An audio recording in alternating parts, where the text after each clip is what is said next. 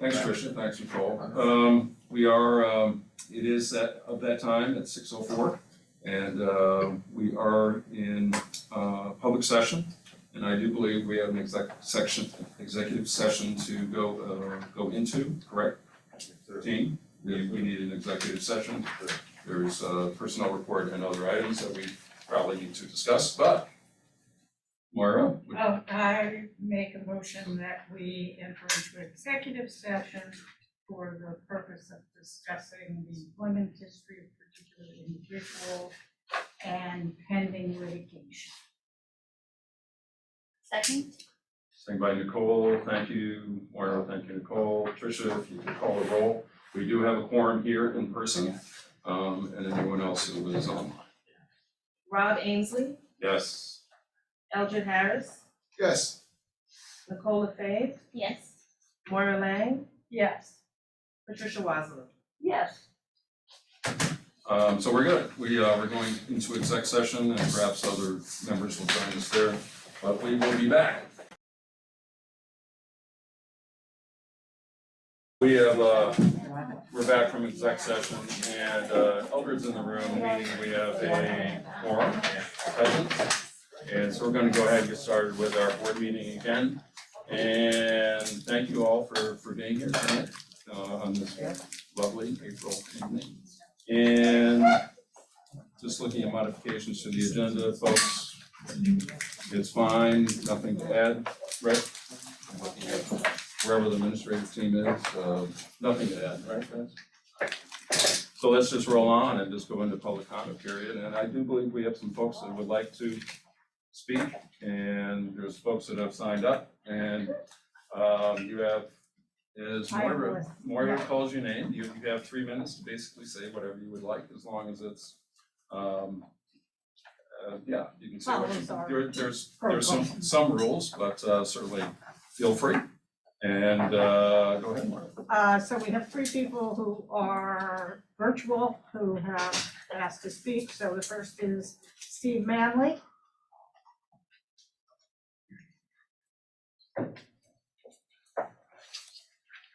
Is Steve here?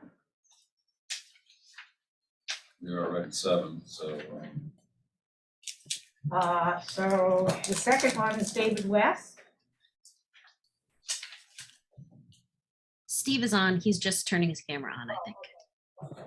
Yeah, excuse me, I'm not able to turn my camera on, but I'm happy to just be audio if that's easier. Go ahead, Steve, you're good. All right, thank you all. Thank you, Rob, members of the Board of Education, Dr. Brown. My name is Steve Manley, and tonight I'm speaking to you as the Executive Director of the Ithaca Public Education Initiative, or IPEI. In a few minutes, following this public comment session, you will approve and accept a gift of several $1,000s to support the Kids Discover the Trail Ithaca program and several grants supported by our organization, IPEI. I wanted to take a moment now and thank the many people who make these programs possible for our students. I want to thank Dr. Brown and his leadership team for supporting Kids Discover the Trail Ithaca with buses. I want to thank the bus drivers and the bus transportation coordination leadership who get the buses to where they need to be, get the students to where they need to be. Kids Discover the Trail Ithaca, KDT Ithaca, is a collaboration of the Discovery Trail, the Ithaca City School District, and IPEI. This program benefits all 8 elementary schools in the school district through coordinated experiential learning opportunities at various sites across the county during their elementary school career. This program would not happen without the support of this Board of Education, Dr. Brown, his leadership team, the principals at each elementary school, and the teachers who make the lessons possible. The educators at the sites, Beth Pallas, the executive director of the Discovery Trail, and your own Randy Beckman and Joe Volpe, the KDT liaisons from the Ithaca City School District. This is not a program that happens on its own. It takes a lot of people, person power, and will to keep it happening for the benefit of our students. And I thank you tonight for accepting the support of the community, the individual donors who make this program possible by their gifts to IPEI and the Discovery Trail. And I invite and celebrate those individuals to learn more about Kids Discover the Trail Ithaca by visiting our web pages and our social media at KDT Ithaca, at Ithaca PEI, and in all of the places where we celebrate innovative education in and across our school district and our county. I also want to recognize briefly our teachers who go above and beyond their regular curriculum, requesting funding from IPEI and our affiliate, the Fine Arts Booster Group. We'll accept some of those funds tonight to support innovative activities in their classrooms. IPEI is proud to make the community's support for education available to our schools. And again, I am so grateful to our donors who allow us to support your amazing educators, the staff, the building leaders in our district, and our students. I invite you, Rob, members of the board, as well as our community, to support our teachers and help IPEI keep its funding available by joining with us with an individual gift or participating in one of our fundraising events, like our most recent scavenger hunt this past weekend, and our upcoming adult spelling bee, which will happen on May 15th at South Hill Cider between 2 and 4 p.m. on that Sunday afternoon. Other options are available, ipei.org. Thank you to everyone who keeps my children safe, healthy, and learning, who keep all of our children safe, healthy, and learning. Have a great evening. Thanks, Steve. Is David West here?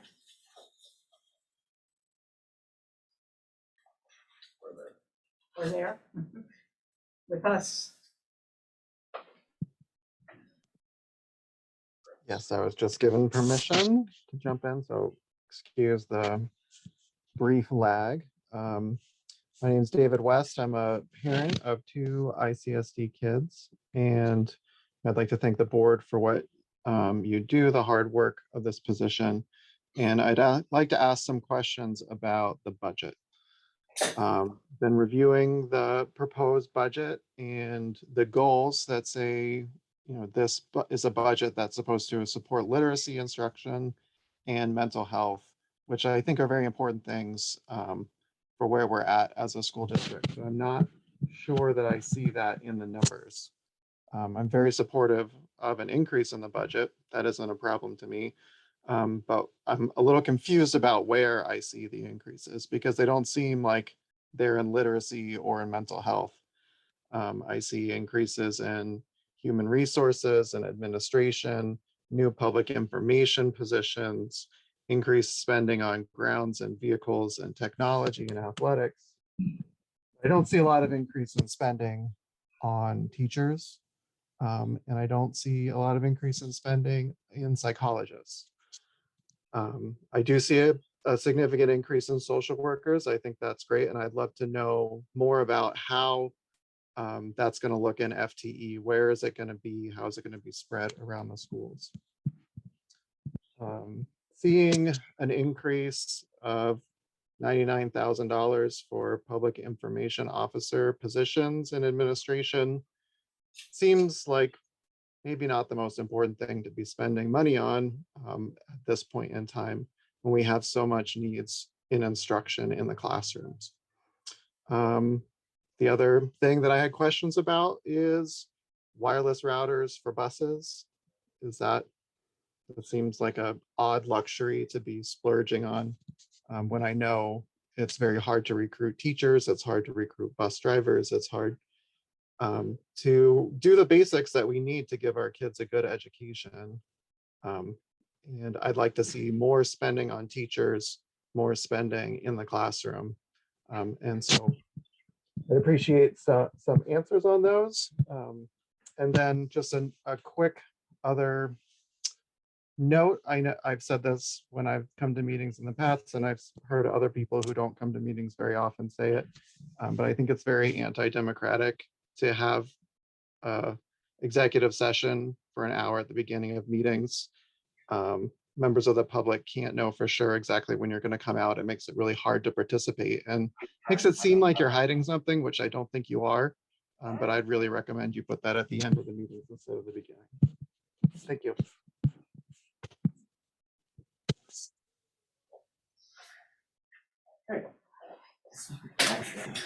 Thank you, Deb. Oh, sorry. Or just taking notes. Yes, yes. And is Liz Quadrosi available? I'm here. Hi. It does this weird thing. And I have like 100 tabs open. And I just want to say, Dr. Brown, I didn't know that was you standing up my classroom because I was like really focused on getting this Jeopardy game going. But hi. And I hope you learned something about energy. And hi, everybody. I also had questions about the budget. I know you're probably super surprised. And the questions that I had were, I saw an increase in social workers, and I wondered what that would look like in FTE and how that would be distributed among the buildings. Because we are seeing an unprecedented rise in our kiddos needing more attention, and I'm not even sure that increase is going to do what we need, but it would be good to know how it's going to be spent. And then let me switch to this other tab.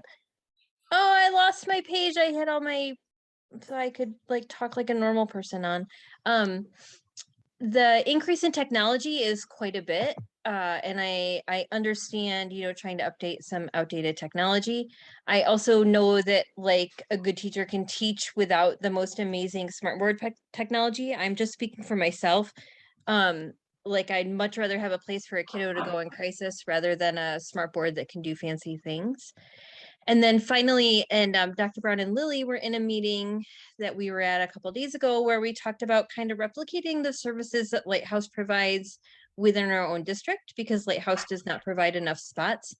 And that would require an increase in FTE for sure, because we would need dedicated folks there. And I'm not seeing that in the budget either. So just some budget questions that I had. And sorry, I'm not as organized as I should be. And hi, nice to see you all. And happy Tuesday. Thanks, Liz. Okay, and next we have Alexa Palumbo Martin.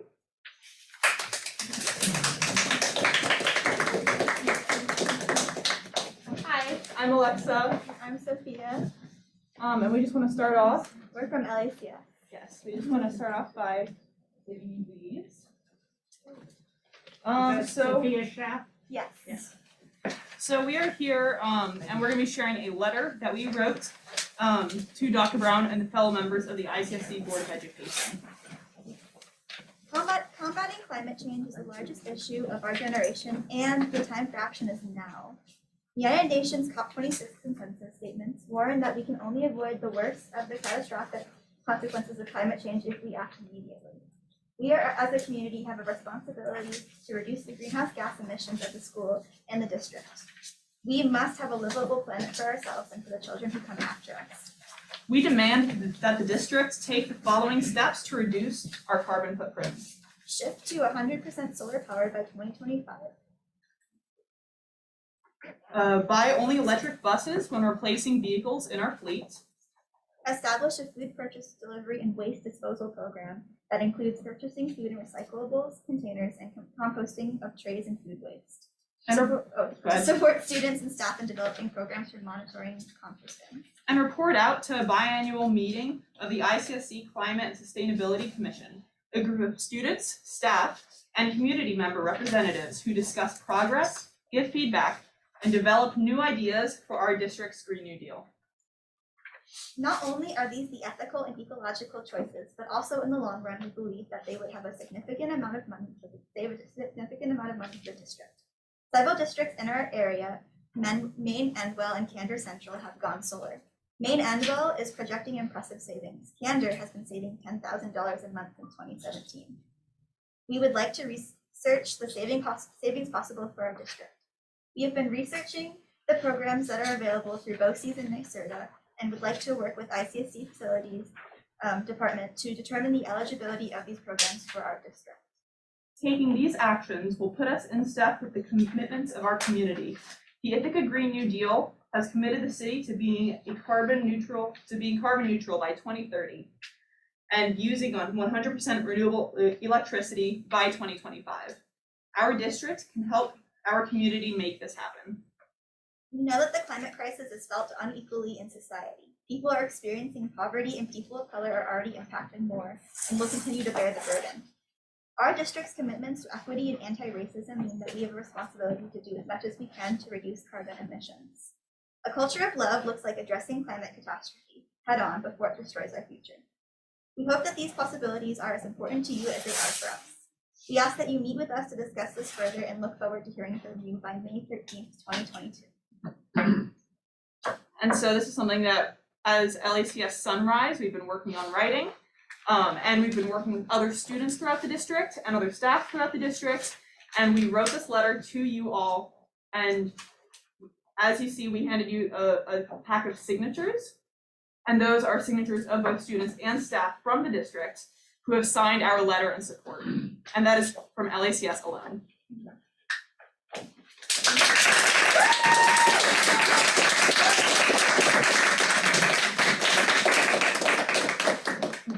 Next we have Rosemary Mead.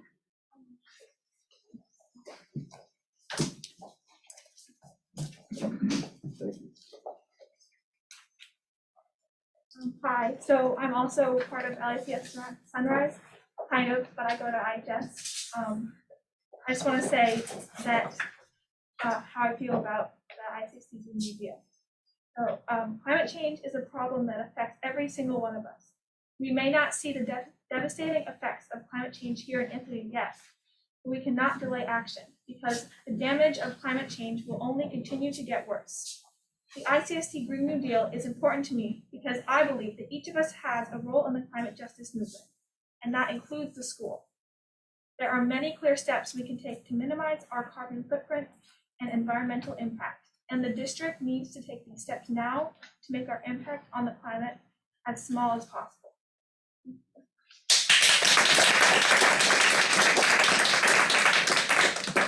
And we have Sophia Ryan.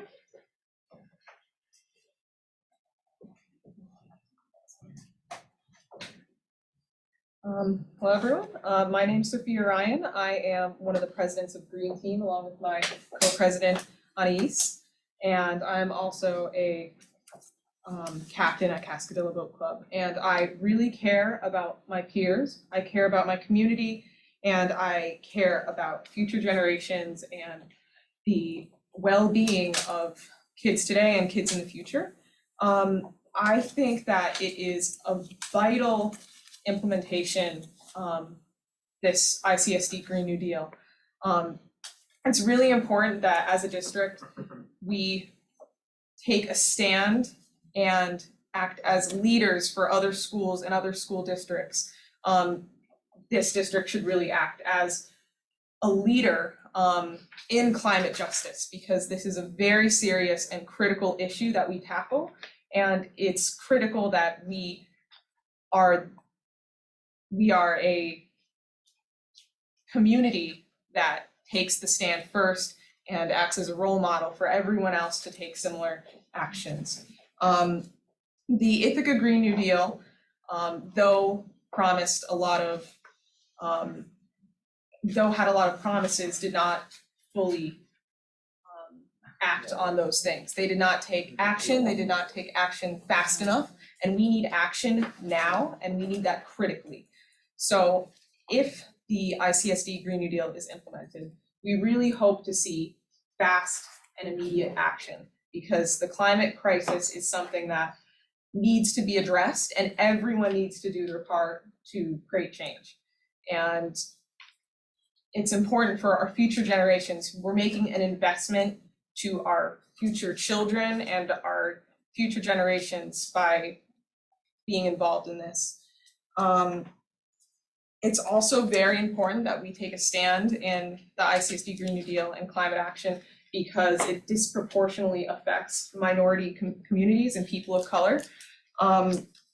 There's a statistic that 78% of African Americans live 30 miles of coal plants compared to their non-Hispanic white counterparts. And that's just one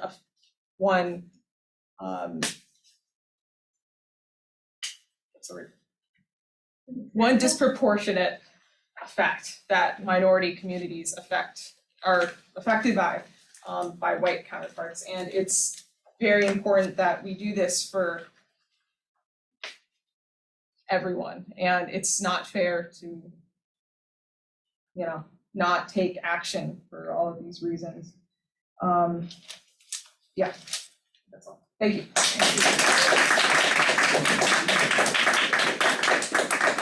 These are from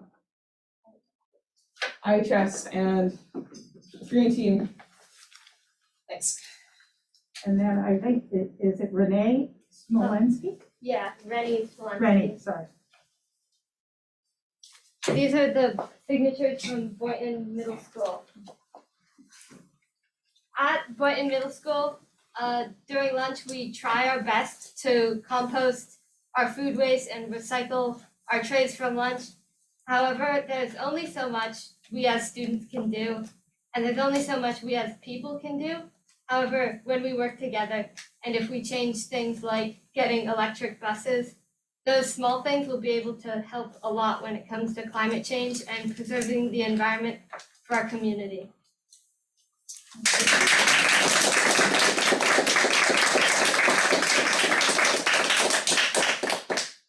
And we have Kelly Evans, and that's virtual. Right, we're gonna shift subjects here, I think. So let's hear from Kelly, and then we can hear from anyone else. There's Kelly. Thanks, Rob, and thank you, board members. It has taken a while to be able to make this statement, but I have been asked by newspapers for a statement about my stepping down, and I refuse to do that. I feel it's important that the community hear from me directly before it's in any paper. And also because I don't want to be misquoted or just have things taken out of context. So I am stepping down from the board. It was not an easy decision to make. I have talked quite a bit with Sean and wanted to make this decision before it was too late to actually announce that there'd be a fourth seat available for the community.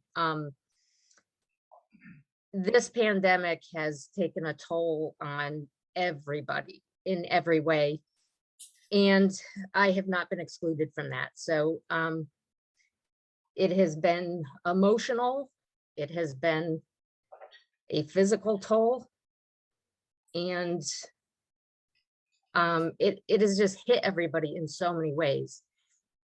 I have experienced a great loss from it, trying to keep it together. And I just want to thank the board for being so kind during my time. I have great respect for all of you in everything that you do, Rob. I don't know how you have done it for 20 years. Going to a multitude of every meeting. I know you only have a couple years on me, but I'm amazed. I'm amazed by what you do. And I thank you very much for that. And I thank Sean for being extremely kind and understanding. Aaron, Pat, Moira, Nicole, Eldred, Chris, sorry if I'm missing anybody. You've all been fantastic. And I will do anything that I can to help our community. But at this point, I need to do that from a distance and focus on me and my family.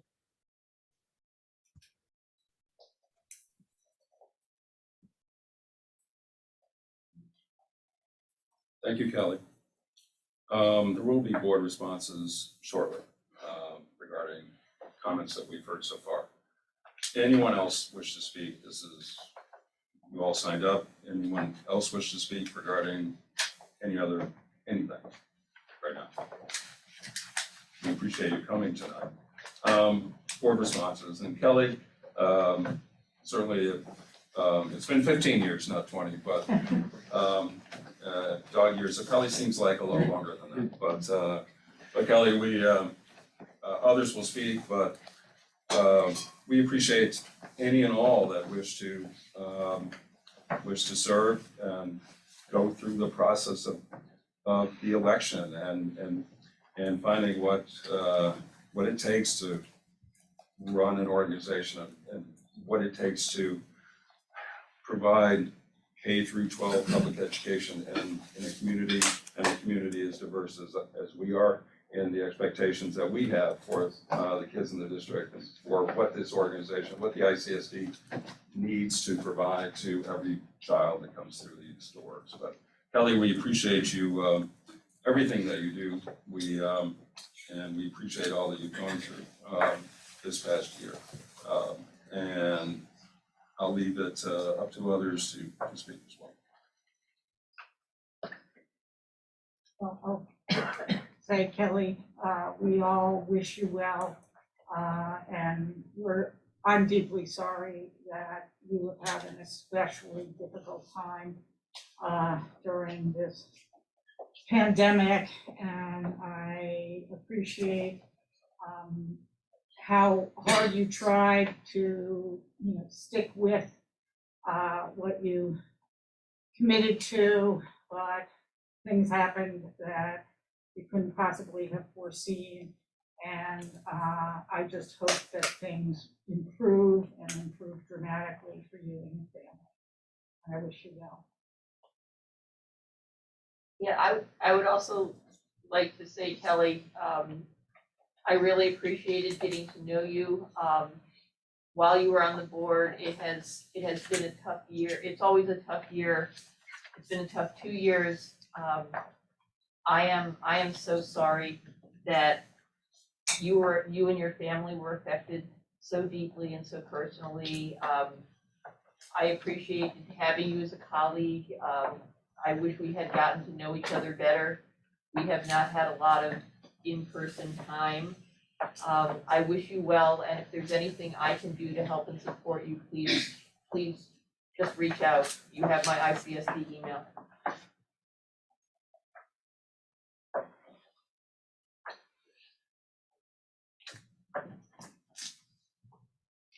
As to the other issues that have been brought before us, I think that the budget questions are probably best answered by our Amanda, especially our administrative team who have the specifics at their fingertips, which board members don't necessarily have. And in terms of the Green New Deal, I know that this board, in the time that I've been on it, we have discussed various aspects of what you are wanting to see happen: electric buses, solar. There are some barriers to quick action. I think members of our facilities committee and Amanda can give us an update on where we are with a variety of these factors that would affect our being able to be more climate friendly and to make a difference. So I'm looking forward to those folks speaking to those specifics as well.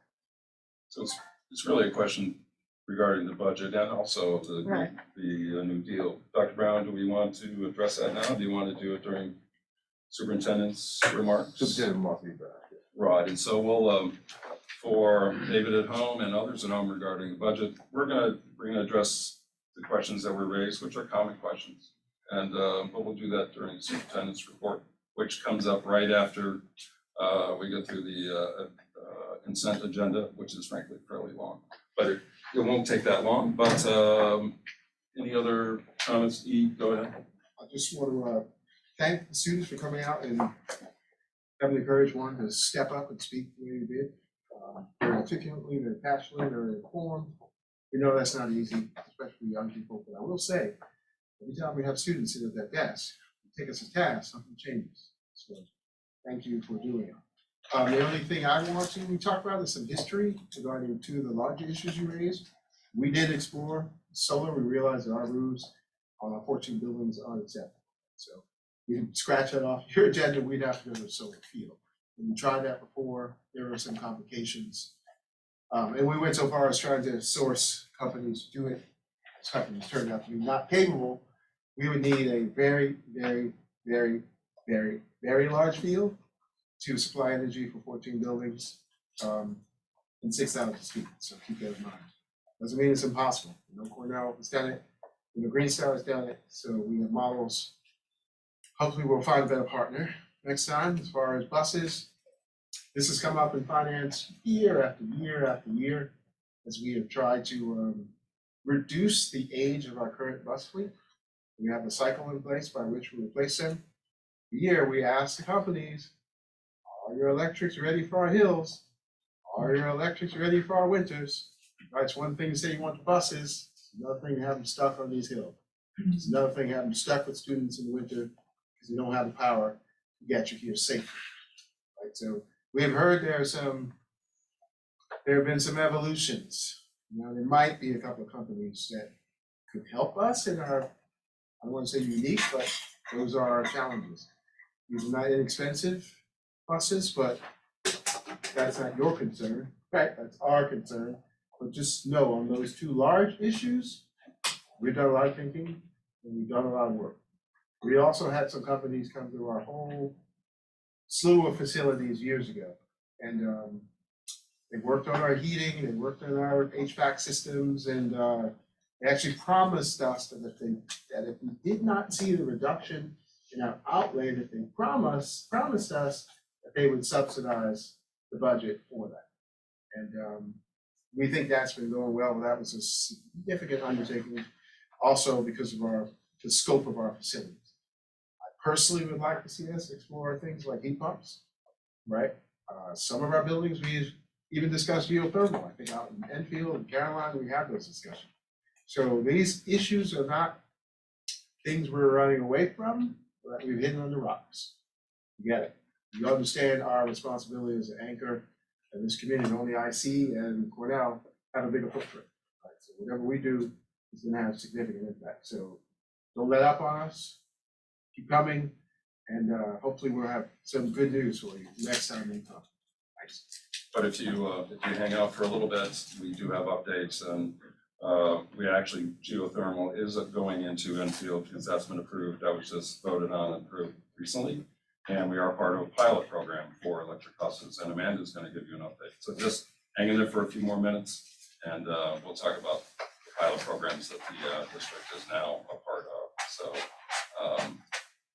other comments before we? Yeah, I just wanted to, in case the students are not aware of this, because students are often not aware of all the moving parts that take place within the Board of Education and the Ithaca City School District Administration. We have set up a number, decades ago, standing committees that help do a lot of the day-to-day governance of all of these issues. And although I do not regularly attend those meetings, we have an extremely active facilities committee that meets monthly to discuss all of these issues. You know, how can we make our schools, our buildings more efficient? How can we make them more energy efficient? How can we make our buses more energy efficient?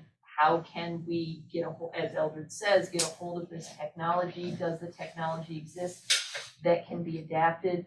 And a lot of people spend a lot of time researching this, and the facilities committee meets monthly. These meetings are open to the public, and right now they're virtual. and they are in the evening, so you could attend them virtually and see those discussions.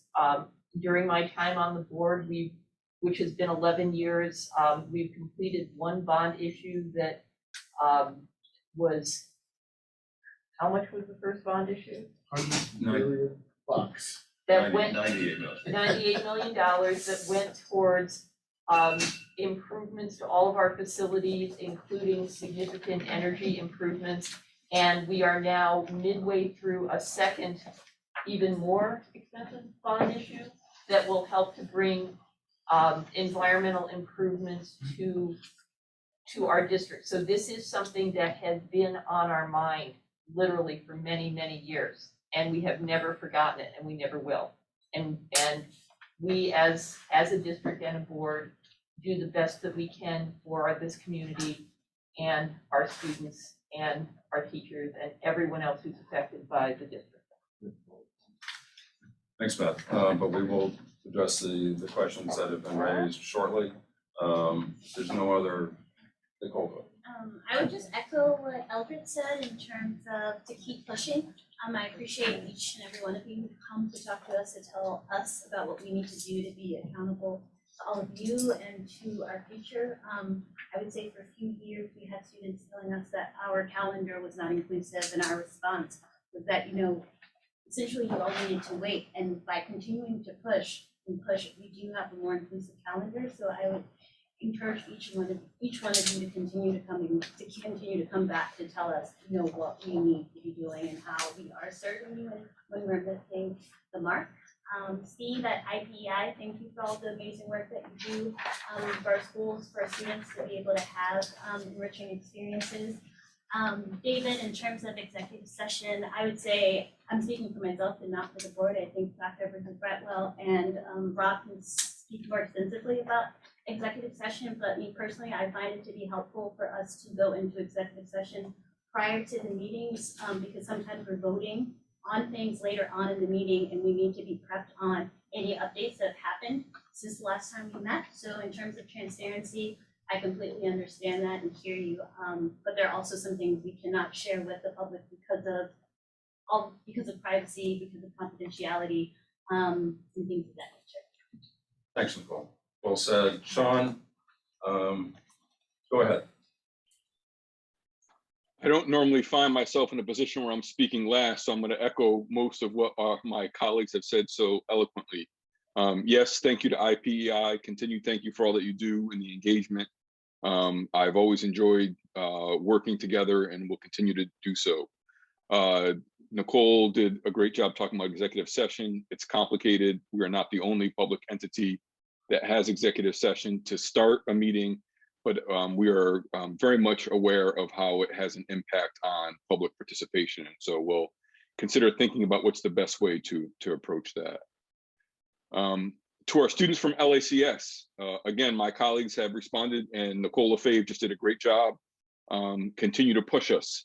Yes, we're changing energy at Enfield. We are doing geothermal over the next year.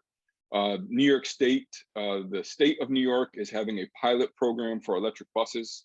I'm looking forward to us participating in that pilot program and thinking about how we can continue electric buses in the snow and the hills that we have here. But we know that's the future and that's where we're going to be headed.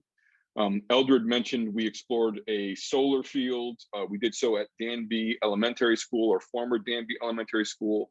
That would have been 11 or 12 acres of solar field. And there were significant complications even while we have the space available. So we have a lot to consider.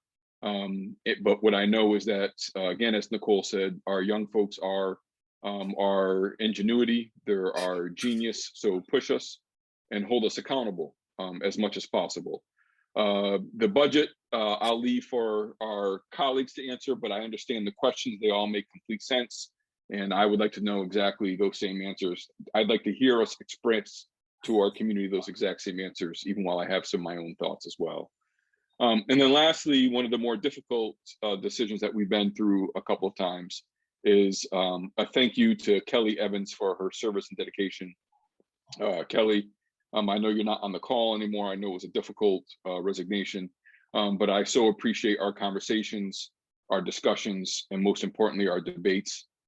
It's what makes a school board or any organization sharper when we can have conversations. And so just thank you for everything that you've done for us, and looking forward to what comes next.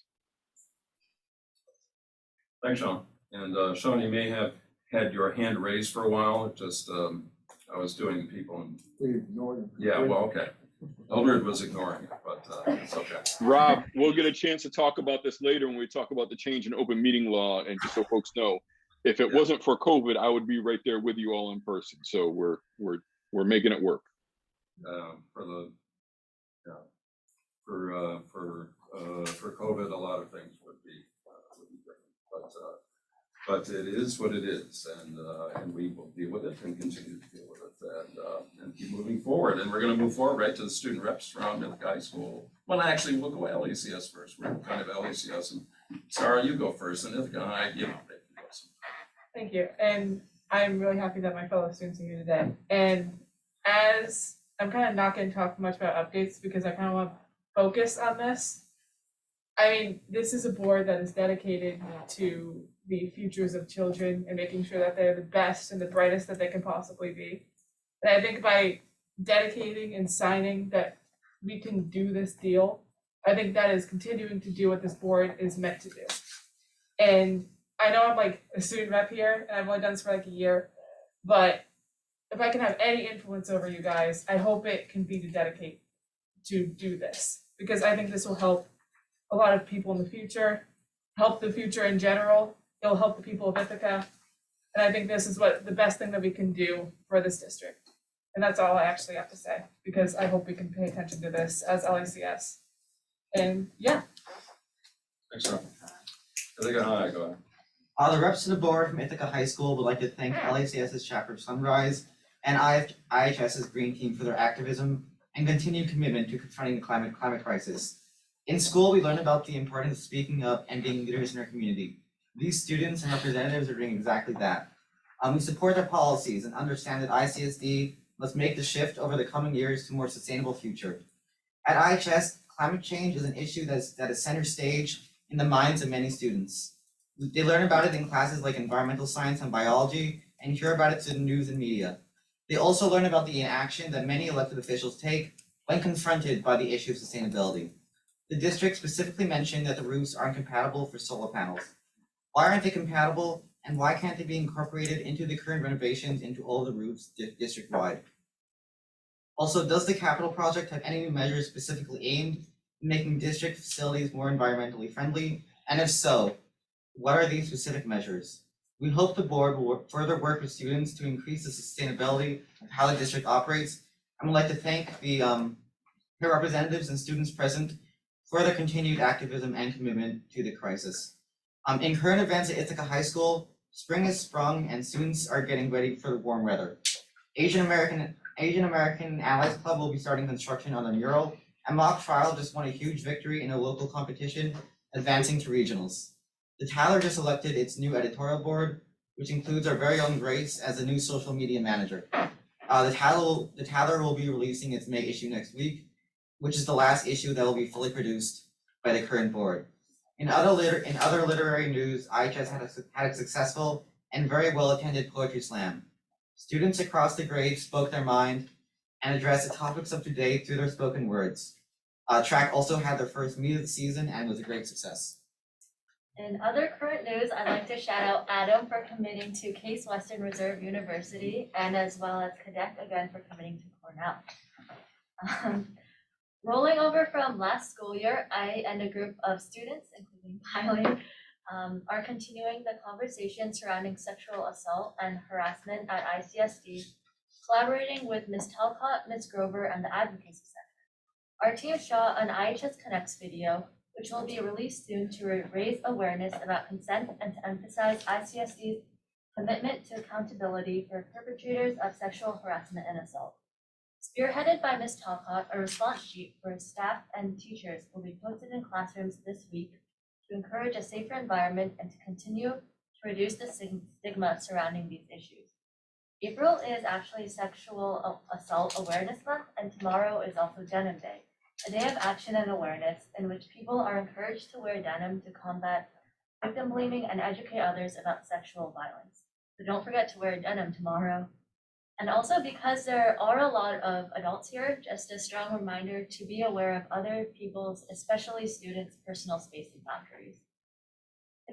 To continue the discussion from the last meeting about the frankly borderline unusable and disgusting bathrooms, we are wondering if any facility work has been done.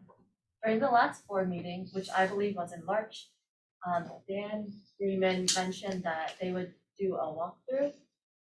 I noticed that some soap dispensers have been changed, but a majority of the sinks still do not work, preventing students from washing their hands. And as you know, with the COVID pandemic still going around and germs, that's not a very good thing. A Tatler article about the cleanliness of the bathrooms is actually being released soon, so you will be able to read the first-hand ratings of students with the IHS bathroom. It's not good. Again, to reemphasize for the sake of the health and basic rights of all Ithaca High School students, please let us know if any updates regarding these minor renovations.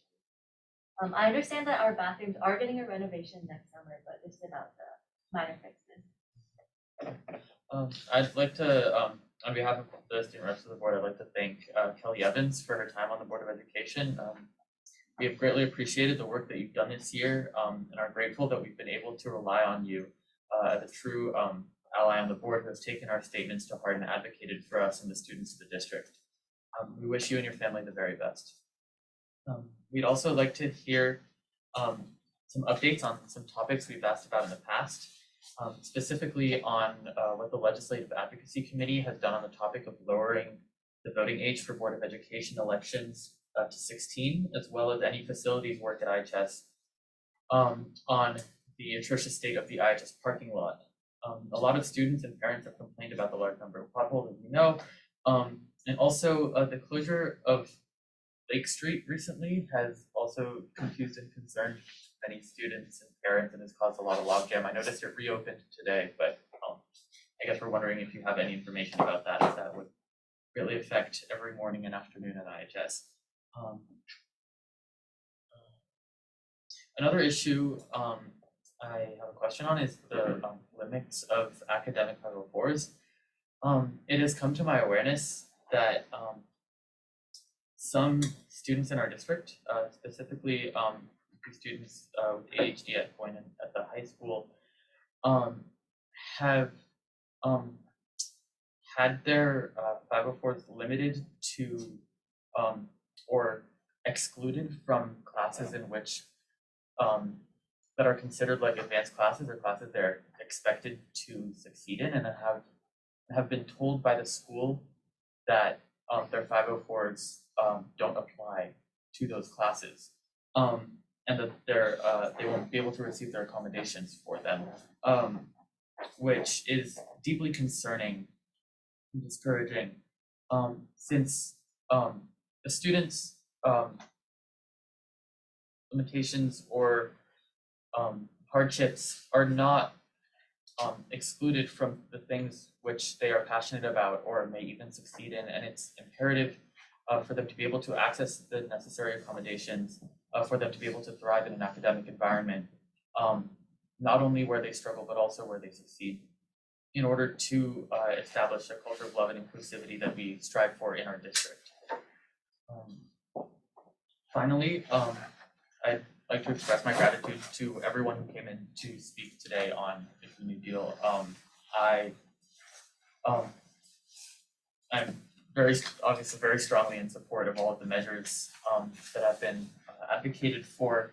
And I'd also like to express my disappointment with how the board has responded to our students demanding the Icsd Green New Deal.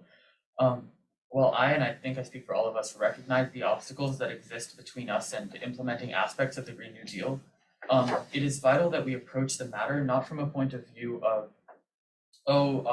there are obstacles, that means we can't do this, or there are things we can't touch, but rather, okay, there are obstacles, what can we do now and as quickly as possible to get around them.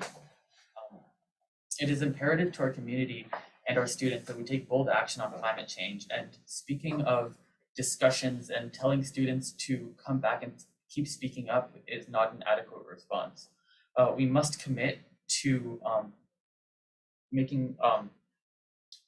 doing things that are actionable and making real tangible changes that will put our district on the path to carbon neutrality and diminishing our effect on climate change as much as we can in order to lessen and hopefully prevent the adverse effects of climate change on the next generations of ICSD students and the global community.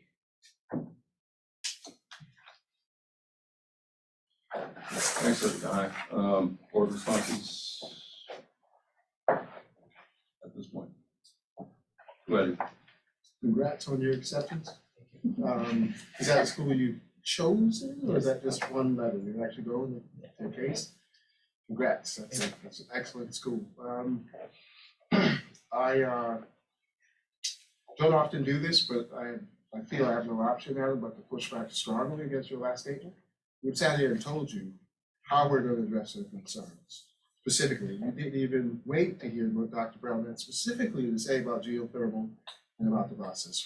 So for you to tell us that we're ignoring their concerns, or somehow we're demeaning them and not taking them seriously, I disagree with that completely. And I don't think wasn't very kind of you to say that to us. And we'll talk about kindness and how we responded to that. May I clarify my statement? Sure. I apologize for coming across as perhaps disrespectful or I don't remember exactly what you just used. But I'm not. I'm simply advocating for and asking for more. I recognize the things that you've done. I think the transition to geothermal was great. I think that you've taken good first steps. However, I don't think we're doing enough. And I think we should be more urgent. And I would like to see, I see the commitment, but I would like to see more. That is. Other comments before we can move on to the consent agenda? I would like to thank Grace and the committee that the group of students and Lily, Mary, who you've been working with since last year in terms of talking about sexual harassment, how to have inclusive spaces, making sure our students know how to advocate for themselves, they have people that they can talk to, that they trust. I would love to hear from Mary regarding Adam's statement around students not having what they need regarding 504s and advanced classes or classes that they are presumed to be able to do well without having what they need. Adam, I appreciate you pushing back on someone that pushes back all the time. I have no issue with you telling us that we need to do more. I think when we're thinking about social change, systemic and structural change, we always have to acknowledge that we have those large wins that we all need to continue to push for, and then there are the small wins. So thinking about all of you that have come here today, what are things that you can put in a list to say, these are things that I feel that the district can do within 6 months to a year. Thinking about the actual barriers that Eldred and Rob and Dr. Eversley-Bratwell talked about that are going to take some time. What are the things that we can do to get to those bigger things? So I keep pushing back, but while you're thinking about changes, whether that's social change, whether that is, the environment, how are you looking at it in the fact that, you need those small wins to help sustain the movement to get you to those larger wins. Thanks, Nicole. Anything else right here, right now? We are going to speak to a variety of issues just in a few minutes. Anything else? Sean, you're good? Okay. If we could go through the consent agenda, Amanda, you might want to just come in because Chris is not here because there's a variety of items in the consent agenda. Feel free. So when we're gonna need you in a few minutes anyway, so. I heard my name a little bit here and there, so exactly. sorry. So, if we could move it in second, and then we can address any of the items that you may have questions about. I'll move the consent agenda. Second. Talked by Eldred. It's a long consent agenda, and if obviously, not obviously, but IPEI and it's Discover the Trail, those thousands that Steve was talking about is $50,000 plus. So that is from IPEI, that is from donations and support from the community for the value added for much of what IPEI is able to do. And Amanda, there are a variety of once we get into it,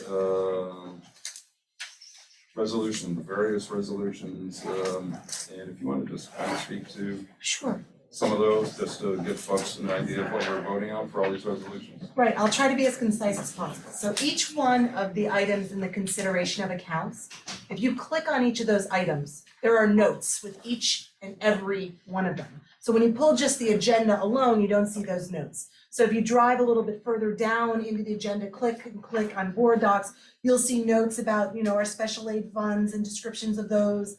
That's pretty much takes us through item 6.9. There's a settlement there. There's resolutions for cooperative purchasing. And I think that is what Dr. Eversley Bradwell asked me to sort of just make sure we understood, because there were a number of them that looked redundant and they're all different, right? So we actually have to create resolutions to enter into cooperative purchasing agreement.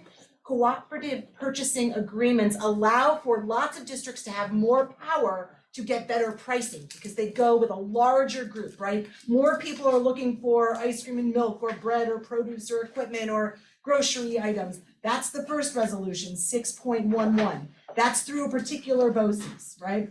Then the next one, 6.12, is through DCMO BOCES. It's similar, right? But that is actually part of the full cooperative purchasing service that they offer, which is everything from custodial to cafeteria to grounds to maintenance. And the next one, 6.13, is also a DCMO BOCES, but the nuance of that one is that actually they can actually get bids for us. They serve as the steward of gathering bids versus us being part of a bid that goes out with other districts. Okay, 16.14 is DCMO, and that's food and paper for specifically cafeteria.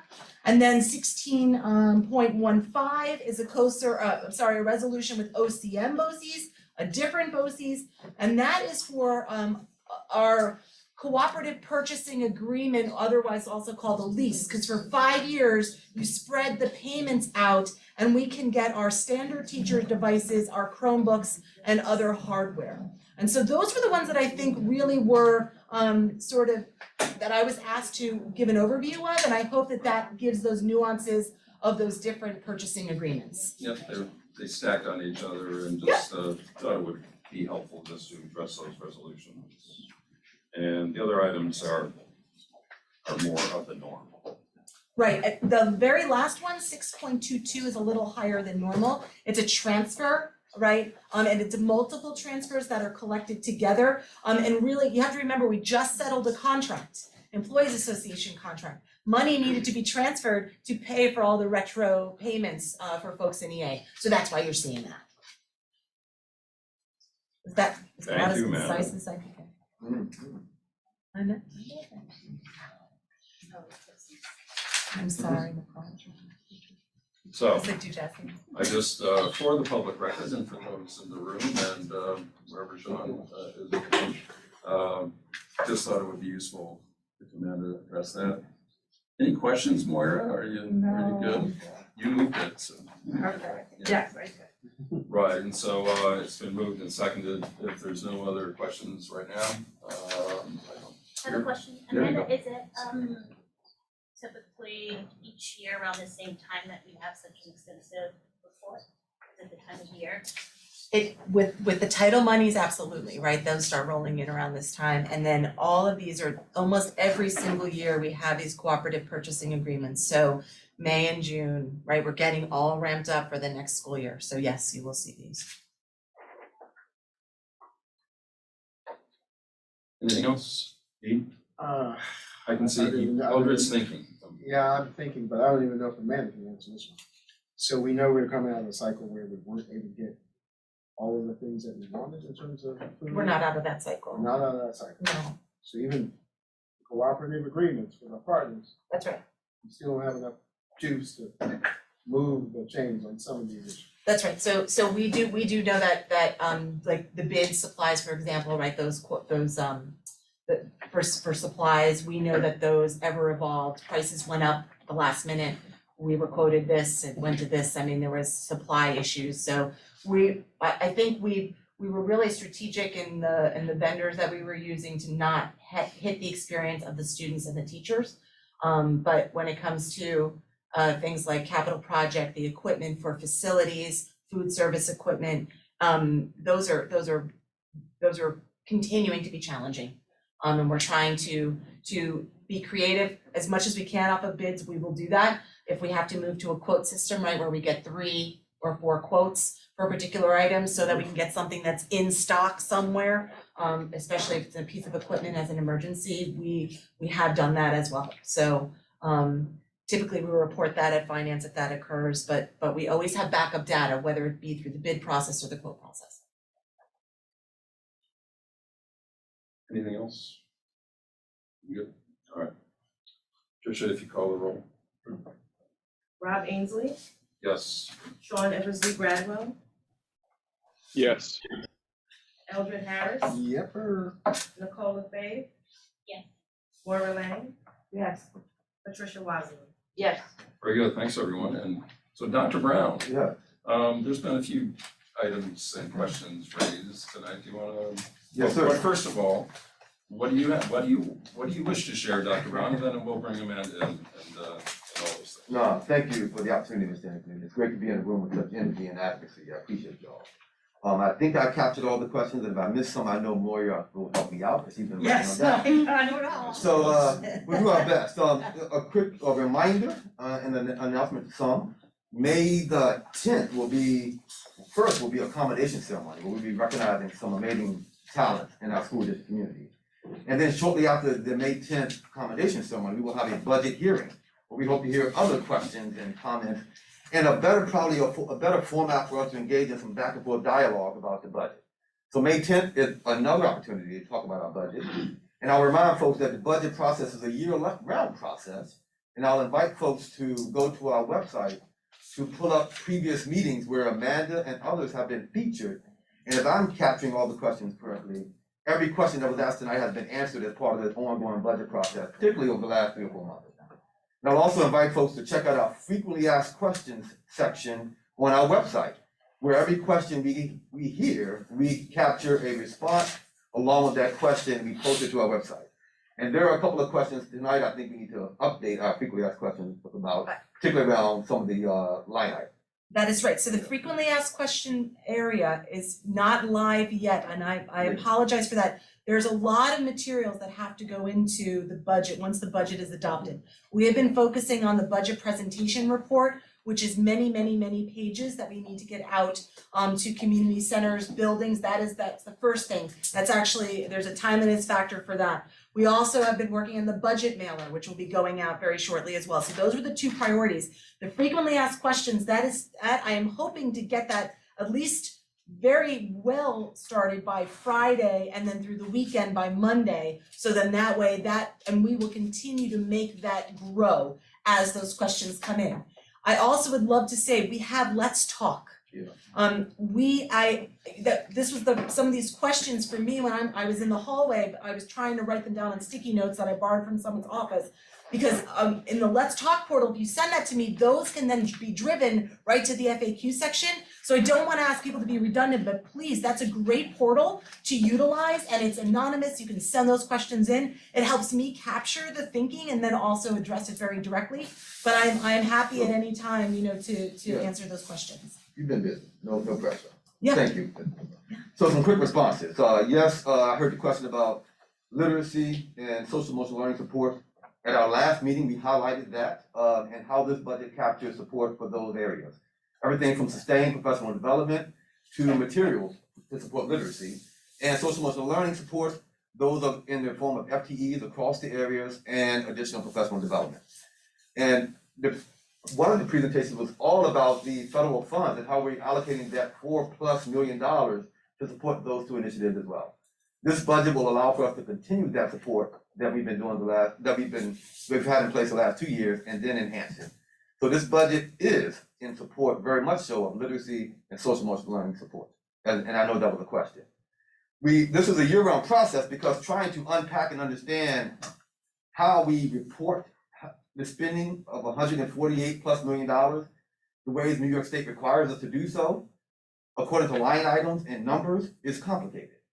So when folks see in some areas an increase, oftentimes, I know I used to do this, not look for the decreases in other areas. For example, communication, we're a $140 million organization, and we have not allocated very many funds at all to communication, which should be a strategic approach to everything we do. This budget allows for us to transition some funds out of our BOCES line item, where we had monies to support communication, to in-house, where we're going to build that out internally. We know we need to grow that support and enhance that support. At the same time, we need to have that support in-house with someone who is doing that work for us only day to day.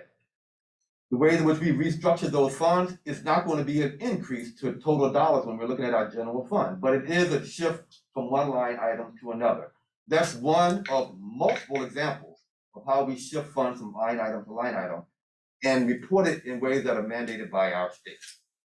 That was public information officer, communications was one, 504, we're going to talk about in a second. Technology. The technology is also a shift. Technology is another shift, and over the 12 years I've been here, we've shifted the technology support from BOCES to our school district, back to BOCES. And it's always been to evolve and to enhance our offerings. And I will say, and I'm almost certain it's true still today, we're spending less today than we were spending in technologies back in 2011, period. Everything from the hardware purchases to the staffing. We've been able to utilize leasing agreements, innovative ways of providing that support through staffing that allow for us to generate state aid and other ways to support, which was and probably still is one of the largest one-to-one deployments of technologies in our state. So I will say it, and it was part of our frequently asked questions, multiple years, how we fund technology. We're not seeing a significant increase to our technology funding, but I will say a better offering, and we've been able to be innovative with the ways in which we pay for it. Other questions, Moira. I'm looking at that little more. There was transportation All right. questions, so the and social workers. Social worker, there is an increase, and many of those increases have been in place over the last couple of years in using our federal funds. This budget allows for us to keep those funds and those positions in place. And hopefully, unlike other school districts, when the federal funds go away, those positions are also going away. We hope to keep those positions in place. So overall FTE increase over would you say, and we won't quote you on a particular number, but general numbers as far as FTE increases, Mary, over the last 2 years? For mental health? Mental health, yeah. I think in this budget alone, from one year to the next, and they may not be specifically social workers, they might be things like a mentor TAs, we're gonna have 6 of those, engagement specialists that are at the middle school. So I think we have 11 that are related to mental health, social and emotional wellness and mental health from going from this year's budget to next year's budget. That's just 1 year. That is 1 year. 1 year. And again, federal funds, we've been using to pay for those increases and enhancements that we hope to continue over time instead of having those positions go away.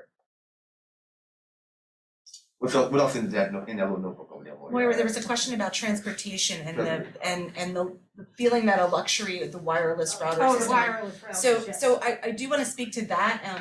We have been working really closely, especially with COVID. We recognized that number one, wireless capability. I know it feels like a luxury. A lot of times this is where kids do their homework. They have long bus rides. We have fewer and fewer staff. We want to cut those routes shorter, but it is imperative that we have the opportunity for young people to be able to have access on the buses. That is one piece, but not the most important piece. those wireless routers, we want to enhance our health and safety measures on the bus by doing attendance taking on the bus. And we need to do that with our aides who are on the bus through a device that they can actually just click. We do have substitute drivers, substitute aides that sometimes need to see a kid's face. They may not know their name. So taking attendance traditionally on a roster is really difficult. So we are actually looking into health and safety measures. We want to know where our kids are all the time. And so, yes, it feels like a luxury. It is not. It is a health and safety measure for us to be able to really do that well on the buses. And also too, you have to remember, we did utilize buses during COVID. I hope it doesn't happen again. That was the community hotspot.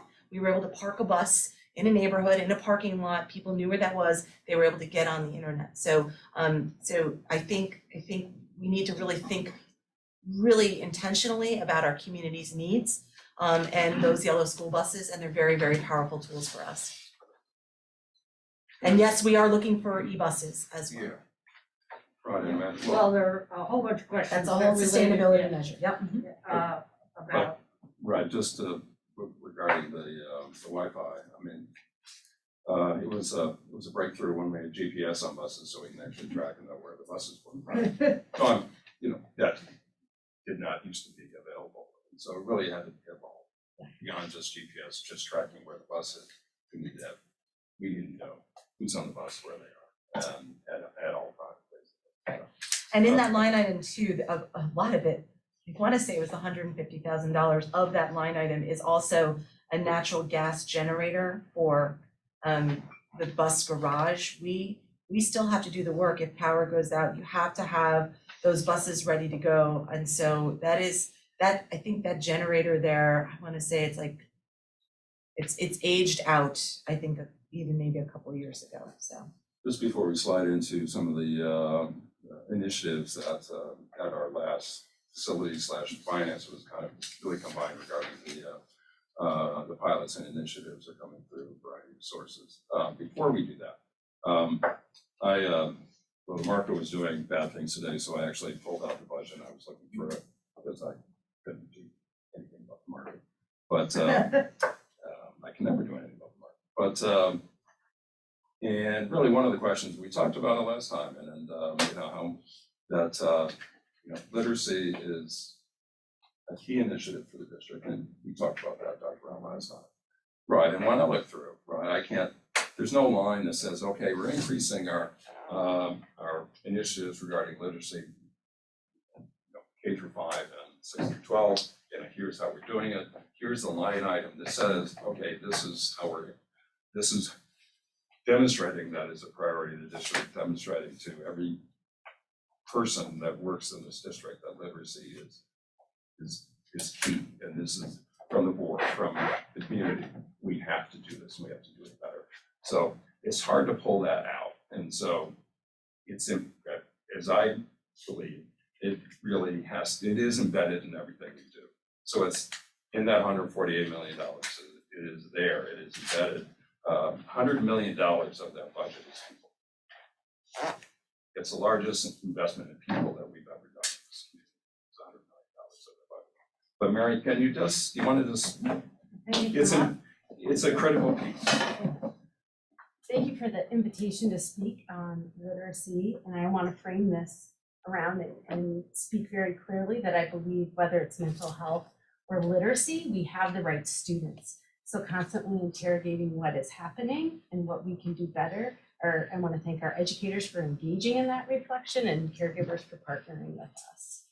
So as you said, our literacy approach is an integrated approach. We're using Dr. Goldie Muhammad's framework for equity and historically responsive literacy. So you're going to see in this budget a reflection of the increase for texts that are culturally responsive.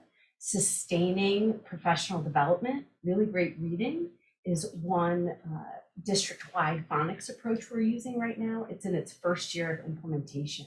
We have made a multi-year commitment to this tool, and so we want to have the capacity to welcome new teachers and onboard them appropriately while also addressing the new learning that comes up from teachers that have used it this year.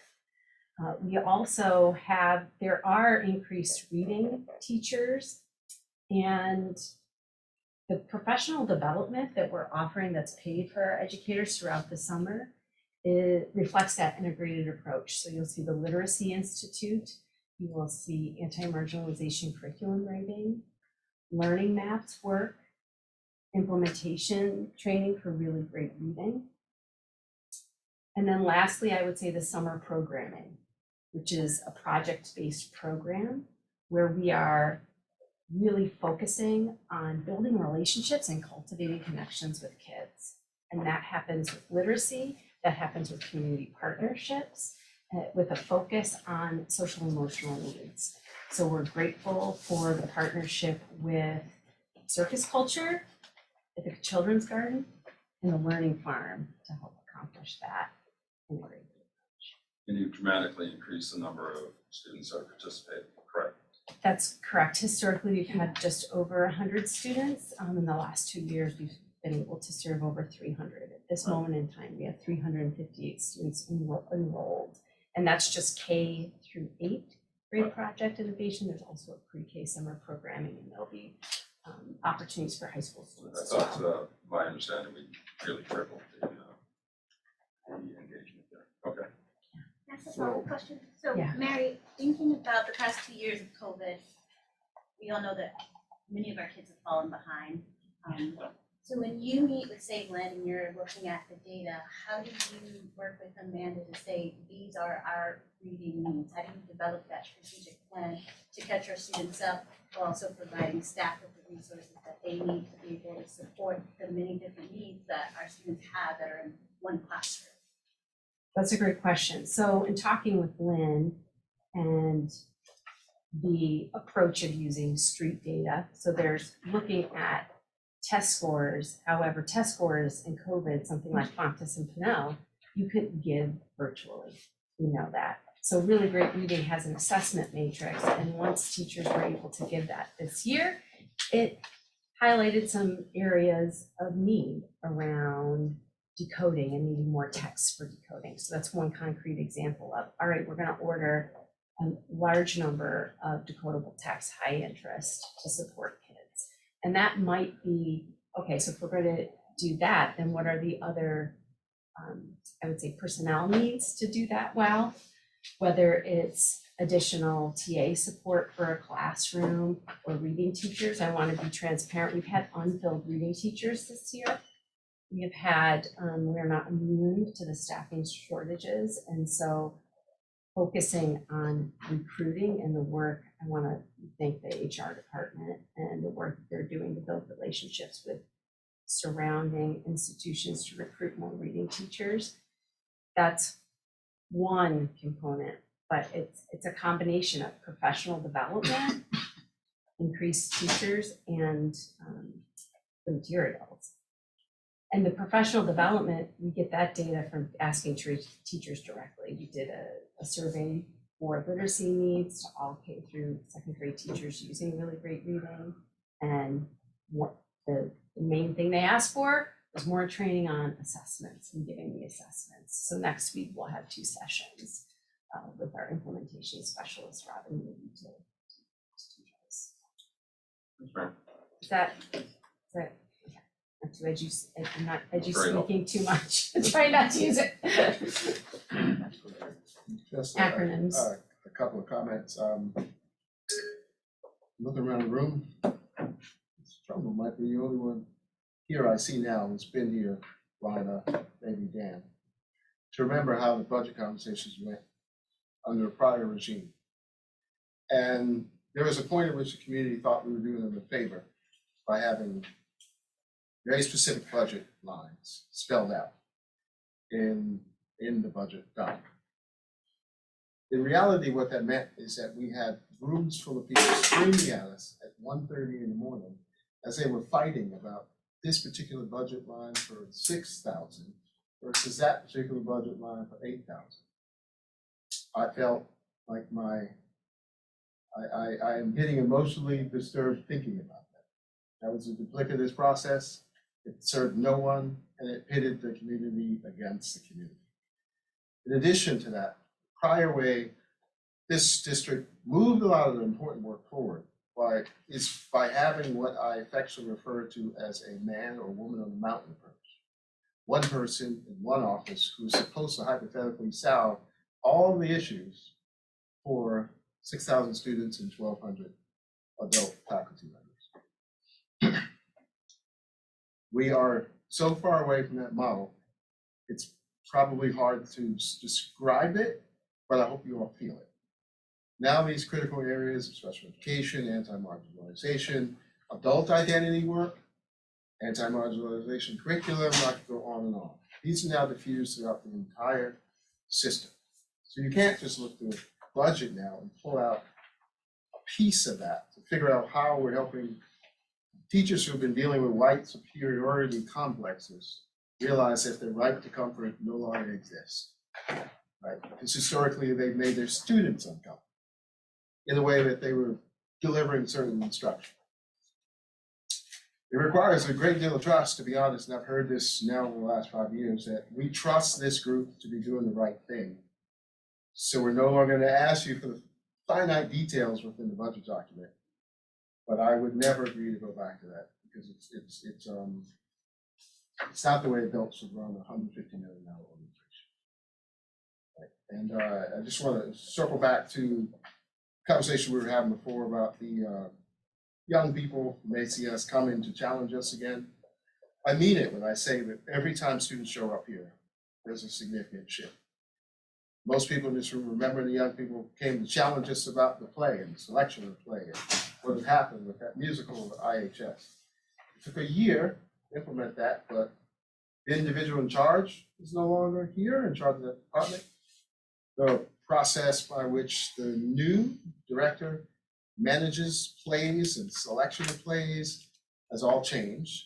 And the diversity in our arts and music program is profound. I started with students sitting there.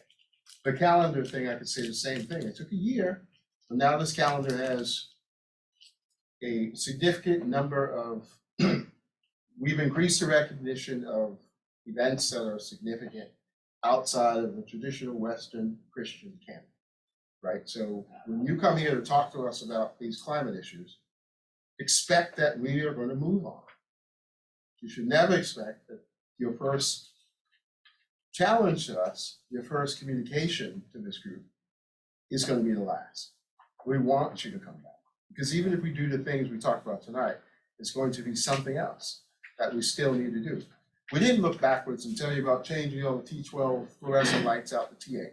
We didn't go look back and tell you about all the motion sensor detectors in every single building now, and most of the spaces. So when you walk in, we're not squandering electricity. And I can go on and on and on. This is an iterative process. This is an evolutionary process. We will continue to be listening to students sit there in 10 years telling us that there's something else we need to do. So I just wanted to clarify what I meant by don't stop coming. We actually need you to point these things out to us. Thanks.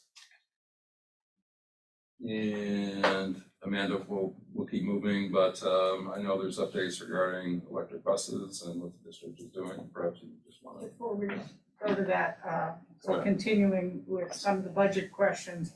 So David West said that he doesn't see in the budget an increase in spending on teachers. And as a lot of people have been pointing out, that the way the budget is constructed, these things aren't necessarily obvious. So could someone speak to the ways in which this budget does increase spending on teachers?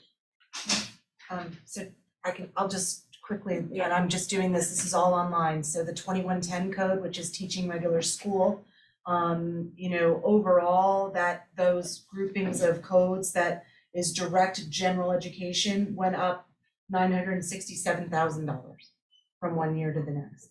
And that doesn't include all of the money that we're transferring over to the special aid fund that also sustains those lines. So you can take a look at those as well. So the program for students with disabilities, 2250, that is all instructional as well. That increased by $1 million from last year to this year. So E&L services increased $150,000. Again, these are educational teacher salaries, right, program. Let's see here, library, no, I'm just going through here where the teacher codes would be, sorry. We had a recode in a few of these things, so you'll see, like, you won't see the increase to social work, because a lot of it went over to special aid. But we definitely had, we went from $705,000 to $976,000 from one year to the next. Overall, it shows a decrease because we had to transfer that money over to special aid. So again, I think when we're doing the FAQ, we want to define, right, why you might see in a grouping of codes something that went down. But to Dr. Brown's point, it's because we actually are utilizing two different budget codes now, along with all of the great grant work that's happening with all of this that never shows up in any of these things, right? So that also needs to go. I'm always a little bit hesitant to put those on the FAQs because grants supplement, not supplant. And so that's additional work or things that we really want to do more of. And I don't want it to get confused with the pieces that are in the general fund.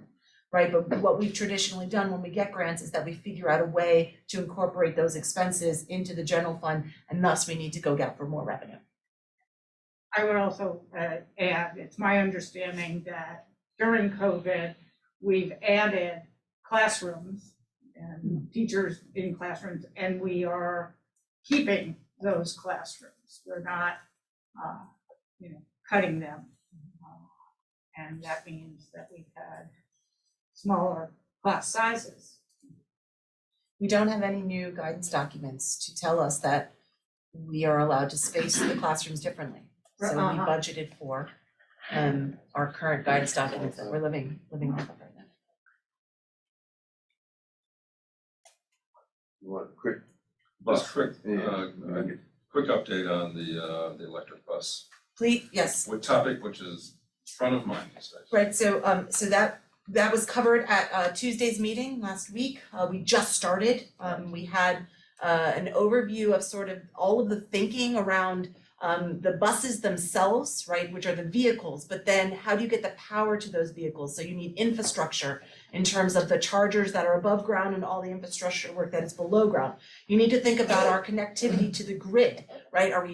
What are we pulling from that, and is the power available to us to actually not cause brownouts and blackouts throughout the community when we pull that, that electricity off of that grid? So all of that was discussed on Tuesday. I don't consider them to be roadblocks. I consider them to be really essential elements of the conversation to get us from here to there. And we're never going to go fast enough, but we need to have forward momentum. And so a lot of the things that we've done are continuing to perpetuate that forward momentum. And so we have, for this particular grant that we're working on through NYSEG, that grant helps us create a roadmap, and I think it estimates that based on the data, we'll know what our infrastructure can do by, I think, 2025. Then we set a new benchmark for 2030. Then we set a new benchmark for 2035. So right now, Dan and I just spoke this morning, we think we can do we're hoping to be maybe rolling out about 5 buses in the next 3 years that are electric. Right, and so again, all that infrastructure work has to be done to ensure that we can do that. We also have other fleet vehicles as well. The board already covered many of the other sustainability measures, and I won't get into that, but that was the e-bus piece. Right, we are part of a pilot program, correct? That is the pilot program that I'm speaking to, and there are many other monies available to us as well. We had a conference today. I'm on a conference tomorrow. We meet with, we have another conference, I think, on Friday. So this is a very hot topic right now for school districts. And they are, again, we're trying to make it not sound prohibitive, but when we can buy a bus for about $118,000 or up to $140,000 and e-buses are upwards of $330,000, we have to really think about our budget and what we save at the end of the year to be able to fund the capital reserve to be able to buy those buses. I don't look at it as prohibitive. It's just another step on the path of just, we figure it out. Thanks, man. And sorry, go on. I do really appreciate that, but is there any way that you could comment on the shift to 100% solar power by 2025 and the establishment of food purchase, delivery, and waste disposal programs that include purchasing food in recyclable containers and composting trays of food waste to support students in developing programming, monitoring compost bins. Are you able to comment on either of those? I can probably do both. Solar, right? So solar incentives right now for school districts typically are when you can put solar panels on green space on your campuses, right? Okay. And so the one campus that we have that we know for sure that we have green space is the Danby campus. We explored that, and the problem with the Danby campus is where it is positioned up on Gunderman Road. It is at that time when we explored it to get it into the grid, right, into the system of NICEAG, right? To get those switches in place. It was hundreds of thousands of dollars, I think, of work. And that we're not saying that is not something we couldn't explore in the future, but at that moment in time, to try to do it with the technology that was available, it felt prohibitive to us, right? We've always looked at solar panels on roofs. Eldred is correct, right? The weight and the issues that we have around code, we would be better off to tear down all of our buildings and rebuild all of our buildings to support the weight of solar panels than to try to figure out and expense it out the supports and structures that are needed to outfit our buildings to support the weight of solar panels, okay? And that is from like experts in the field. This is not me, like Amanda Verba in the business office. But again, doesn't mean that we can't explore it or figure out ways when we're doing roofing projects to create those supports, those beams, right? And the structures in place to hold that weight. We have sides of buildings. We have opportunities. We've looked at the bus garage saying, could we actually build panels like we saw when I went on college tours that cover our buses? Provide the energy for that space, right? For the bus garage alone, and maybe even power the buses themselves. That's very real for us. For us, that feels like something that I potentially can get to and help the district get to with the monies that are available to us and the incentive programs and the cost, and then the return on that investment. So I hope that that's promising. I don't want to sound negative, but that one, I think we can do. Like, I think we can really look into that, okay? As far as the composting, pre-COVID, we were on a roll. We were doing really great work. We still do have compostable trays. I don't know why we're not looking at dishwashers and things that we can wash and actually reuse versus things that we throw away or try to compost. I mean, we've been talking about trying to get that in our kitchens and modernize our kitchens, have family style meals, things like that. And then COVID hit and we couldn't do family style anything because it was so terrifying for us to, right? Even things when we put it through hot water or tried to sanitize, that became terrifying for us. We've got to go back there again and have those discussions. We had a moment of disruption in that planning.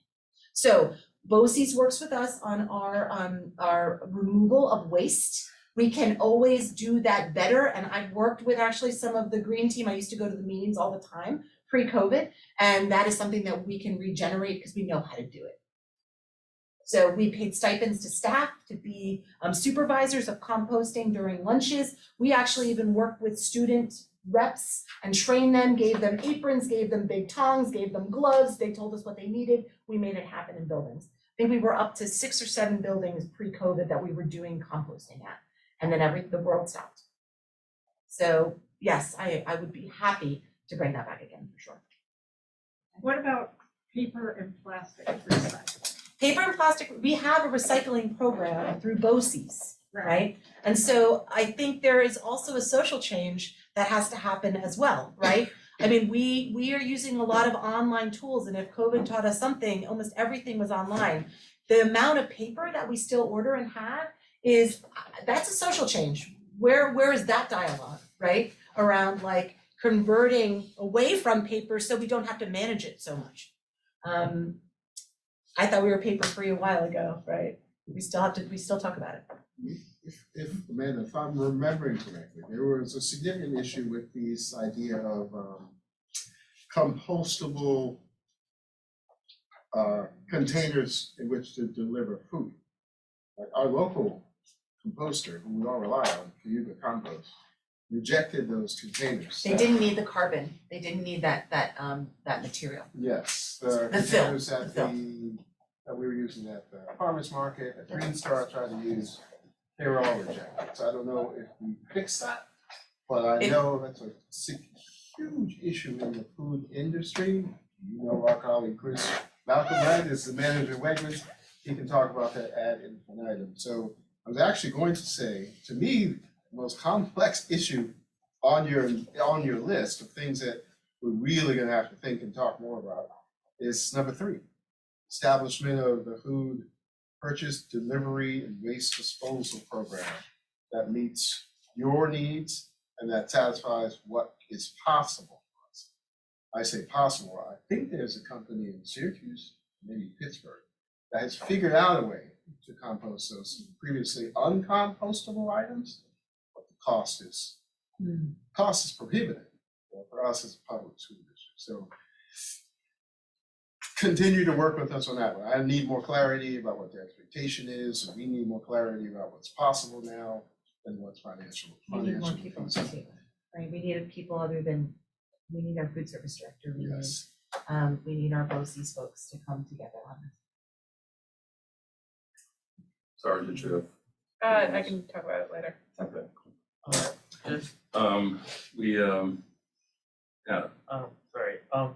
on the matter of like composting, I know that recently in Ithaca there's been a growing organization, an initiative for community compost, that if I understand correctly is free to community members, and they supply community members with free compostable bags, which they can then use at home and then go to their drop-off locations twice a week to give them their compost, and that's composted and put back into the community.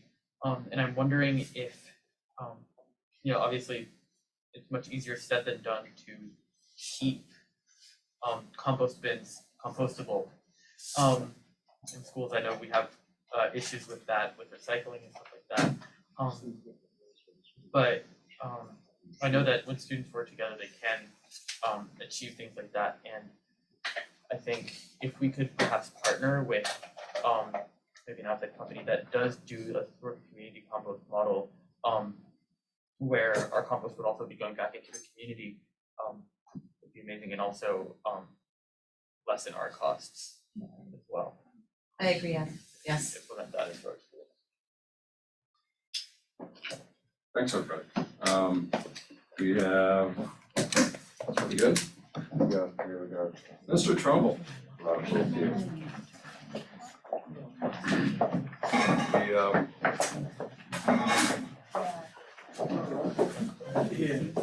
Mr. Trumbull, we're moving from fairly straightforward questions about how to become totally green in 3 years to trying to understand the Ithaca High School schedule. So, from the complex to the more complex. Right.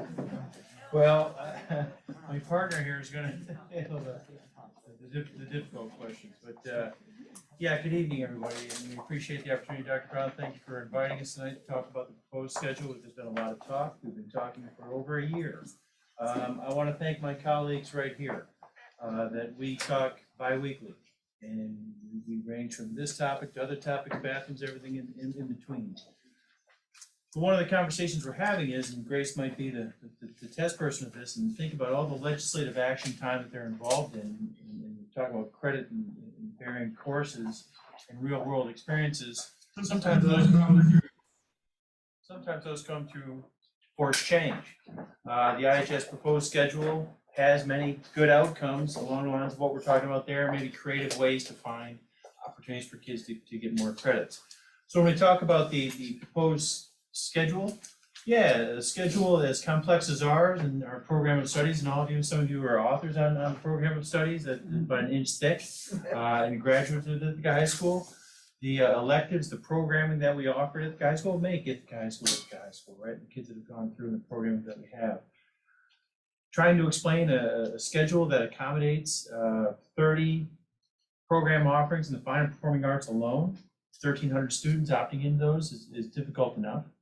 There's no such thing as a perfect schedule. A schedule simply tells you where to be and what time. We have these wonderful course offerings and ranges of programs that make it very complex. We're gonna try to make it as simple as we possibly can. The changes that we are working towards and trying to actualize for next year, again, come from about a year and a half dialogue in terms of where we need to be. We have one of the shortest instructional days in the state of New York. We have a lot going into the time we start school and the time that we conclude school. You think about zero period, you think about athletics, you think about the arts, the programming that takes place before school and after school, a two-tiered bus system that allows students to stay after school, all complicate and really force us to stay with the start and end times being about the same, regardless of constructual or contractual obligations as well. So that kind of gives you a backdrop of where we are. So Lynn, in the middle of COVID, looking at what the state of New York is saying, said that we don't have enough instructional minutes in our school day. We really had to work from there. Like I said, we spent a year and a half on that. So the instructional changes had to come from dictated instructional time for us to exceed that minimum. We can, as many of you have had children that do zero period, mine as well, and many of our colleagues over here, we can include zero period in the instructional time. We can include the lunch time, or I think back to the schedule we had many years ago where you had an A, B, C for lunch and you talk one, right, all those things, we don't have those options.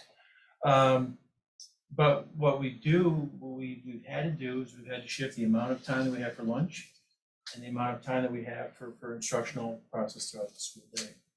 So we can't, again, use those zero period or passing periods, so we've had to take a reduction there. But it's created opportunities for us. We want to talk about that tonight. Oh, yeah, go ahead. Go ahead. No, that's okay. Yeah. And Jason mentioned that this is a requirement of the New York State Department of Education. We are in year 4 of a 4-year waiver from those instructional hour requirements. So the time is now that we have to make this shift. The process that Mr. Trumbull has been leading with the department leaders for the past year, really good at getting into it in October, has been data informed from the start. So before we even begin building models, we really wanted to understand how students were accessing the schedule and use that to inform the models we tried to work with. So this is based on current year data. So this represents what's actually happening now. We know we have 87% of students that take 7 or fewer classes every day. The remaining 13% take 8 or 9 courses. Of those students taking 8 or 9 courses, over 60% of them already access zero period for one of them, so that they have an open period during the 0 to 8, or sorry, the 1 through 8 periods that are happening where they have lunch or some other free period.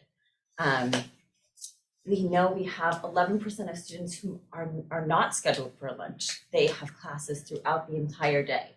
And that is definitely one of the driving factors behind looking at our changes is we feel like it's really important for social emotional learning and wellness of both students and staff that everybody has a break during the day and to have lunch.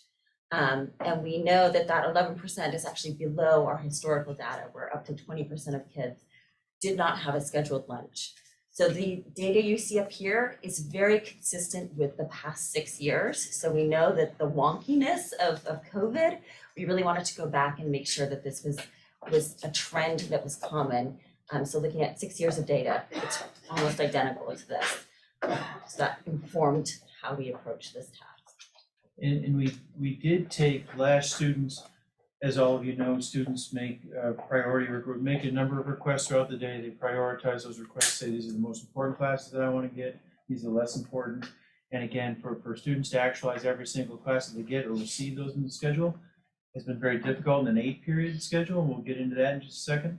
We've actually we've taken that historical data and moved it from the 8-period schedule, which is what we're living today, into as if we were moving into a 7-period schedule tomorrow. And we actually found a good bump in terms of the amount of classes that kids could operationalize in. And we'll get to that right now. If you take a look at this, you have the optional 0 period. These are 47-minute instructional periods. We currently have 45 minutes, so we're picking up 2 minutes per class. So you can do the math and kind of extrapolate out in terms of what the increased teacher-to-student time and their connectedness is, and that plays a significant role. One of the questions we've been asked oftentimes is, have you considered other models? We certainly have. This one meets, has the highest point of contact time between our students and our kids. So it's important to understand that we have taken historical data, we've actualized that out, we could share that data with you to show you how many classes, the vast majority of classes, have actually seen a gain. And the difficult thing for us to really look at when it comes to that is we, for example, in band and chorus, we've seen a bump of 6, 7 kids that could actually be in those classes now, but aren't because they got caught up in the difficult placement of conflicts in the 8 period piece. We'll get a little bit more into that in the piece. So this really becomes more of an economical model, if you will. We can go to the next slide. Why did we settle on that 7-period schedule? We can go back and compare that to the 8 period if we need to. But as Lynn said, we've really prioritized student and staff mental health. 1 in 5 students at Ithaca High School have a 504 for anxiety. 1 in 5. Much of the questions asked tonight have been around social workers. We were one of the schools fortunate to pick up an additional social worker this year. It's helped tremendously. The school of 1,300 students with 3 social workers is moving in the right direction, but we're saying that we want folks to take a break. The many meetings that I have with these folks and the other students that we meet with, or even staff, if we want to meet in the middle of the school day or sometime during the school day, inevitably we've got to pull students out of class, have them covered. If we want staff involved, we've got to cover their classes through substitute teachers, so we can really pull folks together. It also maintains current course offerings. We are using the same program of studies. We are a week or 2 away of really diving deep into what students are asking for classes. That'll help inform a lot of things. The 7-period schedule also honors the Ithaca Teachers Association contract. There's a duty-free lunch duty as well as operable PLC time throughout the school day, which puts our staff in a very good spot in terms of instructional and assessment dialogue around helping all of our students. So those are big pieces there. What did I miss here? Yeah, just to explain a little bit, it sounds counterintuitive that going from an 8-period day to a 7-period day would actually reduce scheduling conflicts. I understand that, but what we have done is by consolidating all student lunches and also all teacher professional learning community times. Times when teachers meet with each other to collaborate, plan for instruction, analyze data, look at student work, besides their separate prep time, is now consolidated into that universal lunch period in the time, where it used to be dispersed throughout the day. So when we had like the global studies PLC meeting 2nd period, it meant that we couldn't schedule any global studies classes that period. By putting it all in the middle, we are actually able to offer courses more freely throughout the school day, which just allows schedules to feel better. So counterintuitive, but it does work, and that's what our data showed us. So one of the questions is how does it open up opportunities? Lynn was just talking about this consolidated class, the economical piece, to say we can offer all those classes in almost every period. So what we're doing is really seeing the number of conflicts that students are caught in between, are moving away. We're also in the process of recruiting folks to teach a more robust, what we're calling a more robust 0-period. As many of you know, our technology department does an awful lot of 0-period offerings. We also offer a couple of fine and performing arts opportunities. We offer health and we offer PE. So we're about a couple of weeks away anyways, the scheduling team is to really drilling deep in there to say, okay, what are the classes that would be most advantageous for if a student wanted to take 8 courses, because we can't offer 9. Right? We're thinking about the break. We're maximizing our classes at 8 optimally. When you do the math in terms of how many classes you need throughout the school year to graduate, it's well under 8. But so we really put it in a position, if you're a student that wants to take 8, if you want to do programming pieces, you want to double up in areas, you can do that by exercising 0-period, but we know we need to be a bit more robust. I'll also say along those lines that when we ran the 8 to 7-period school day, we left the 0-period offerings there. In other words, we use the actual ones now. So we'll be looking to make that more robust in the hopes that whether we use it in is what we call electives, that I'm not wild about the term, so to speak, because it shouldn't be electives versus classes for graduation. But any change that we make in the zero period that whether it's the required for graduation or electives piece, it loosens something up later on in the school day. So it gives us a lot of variety and a lot of opportunity. That a number of athletes, a number of coaches talk about the asking questions, can our athletes take zero period classes and end the school day sixth period? So they're not missing time when they're traveling to represent our school district. Answers yes. So it gives us a lot of flexibility. So I think those are some pieces as to how we've envisioned this. The other piece I want to say is that folks have been very concerned that we won't have, we'll lose students to ensembles in those. We've actually showed that we're going to grow those, and we're committed to also hand building those schedules too, to make sure that the program is strong as well. Yeah, just a couple of examples. When we ran the current schedule in the 7-period model, 7 more students were able to be placed in concert choir, 6 more in strings, 5 more in design and drawing and production, 20 more and 21 more in Spanish too. So classes that kids are not actually sitting in today that they would have been able to take if we had been in this model this year. So those are real numbers. In addition to the class, the better access to classes, the 7-period schedule also creates the opportunity for students to have lunch together with their friends, right? And lunch together with teachers and staff members to build relationships in more informal ways. And something that students that we're working with around the design of universal lunch also point out that it also gives the opportunity to potentially grow engagement in clubs and other student groups, because students will have access to those during the school day. Oftentimes they meet after school or defined periods that not everybody has access to. So those are additional opportunities. Every day in the F hallway, you'll see a line going into the library for lunch. 20, 30 students a day are turned away from going to the library. So the universal lunch piece, we want to clarify and really put ourselves in a position. First and foremost, I'll say that I always know what time of year it is when folks are outside my office door in late August asking for a schedule change. And the number one schedule change they're asking for alignment with their friends for lunch.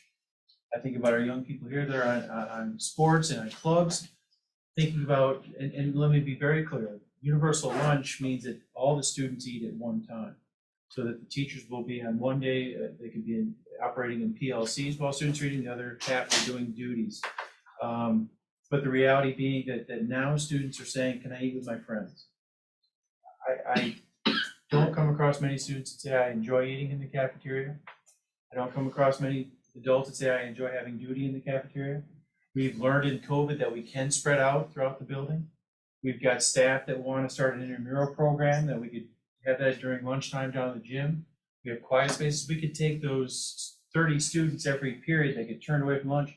We could an open K building, G building, make those quiet spaces for that universal lunch. And we can get into those if you have questions in terms of sometimes many of the questions are around how are we going to turn out so many lunches in such a short time. So we've been working on that. We have some good pieces to share with folks as well. So yeah, we have actually a brief video that the students created that we'll share right now. This was an IHS Connects talking to their peers about universal lunch.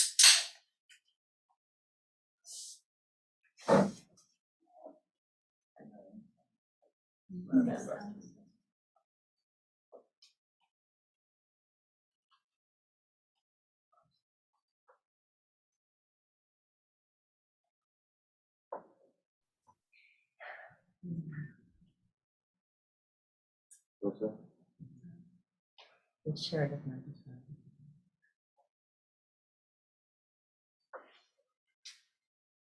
You can link to it. Yep, yep, absolutely.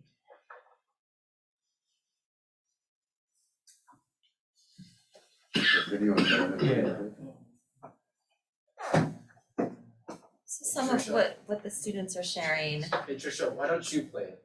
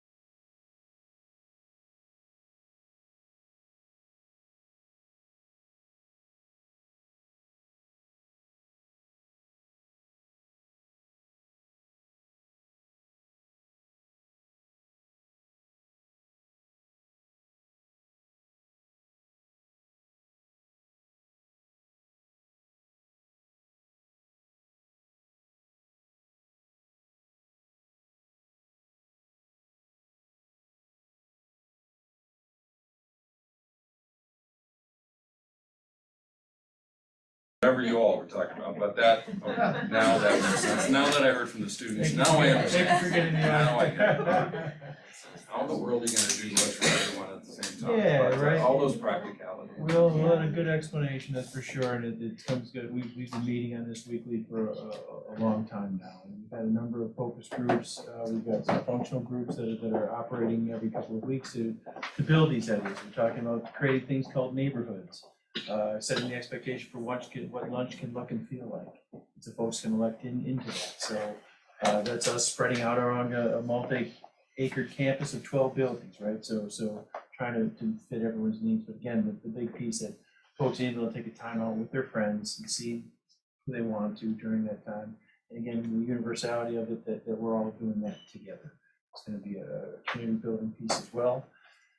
We've been asked quite a bit, why can't we just roll the 8-period schedule and add time? Again, the complexities around the after-school program, before school, the multi-tiered busing system makes it very difficult.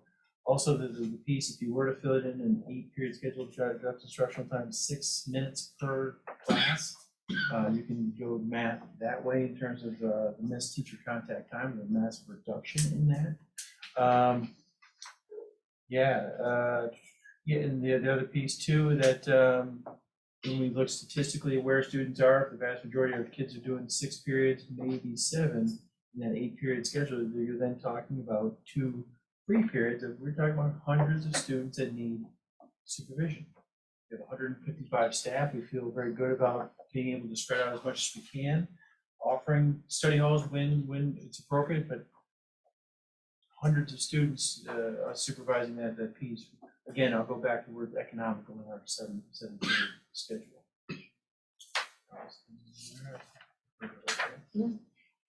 And we explored other models. This one is just one, another option lots of people have asked about. That's why we spoke directly to this, but we explored several other options, even one created by students, and simply they weren't feasible with the requirements for instruction, contractual day.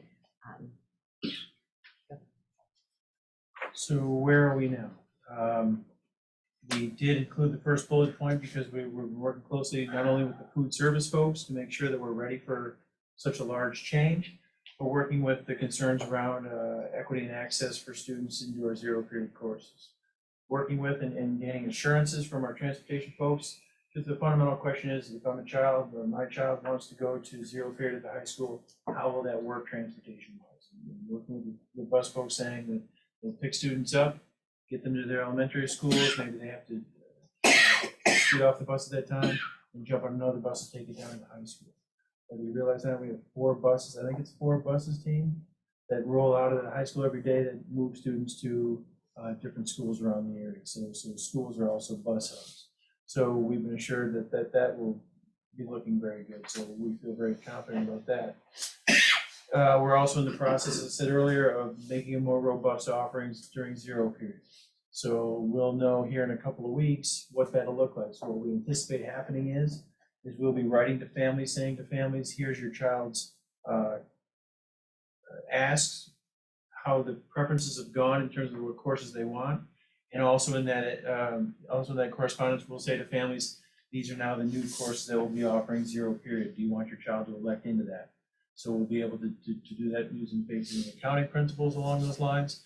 And then again, continue to work with student focus groups to design and plan for this universal lunch. We know we're on a short time, but working with the food service folks that are looking to operationalize the concession stands in fine and performing arts, in the gymnasium, opening up, tripling the amount of lines that are in the cafeteria, moving students through there, so it's not 1,300 students sitting in the cafeteria.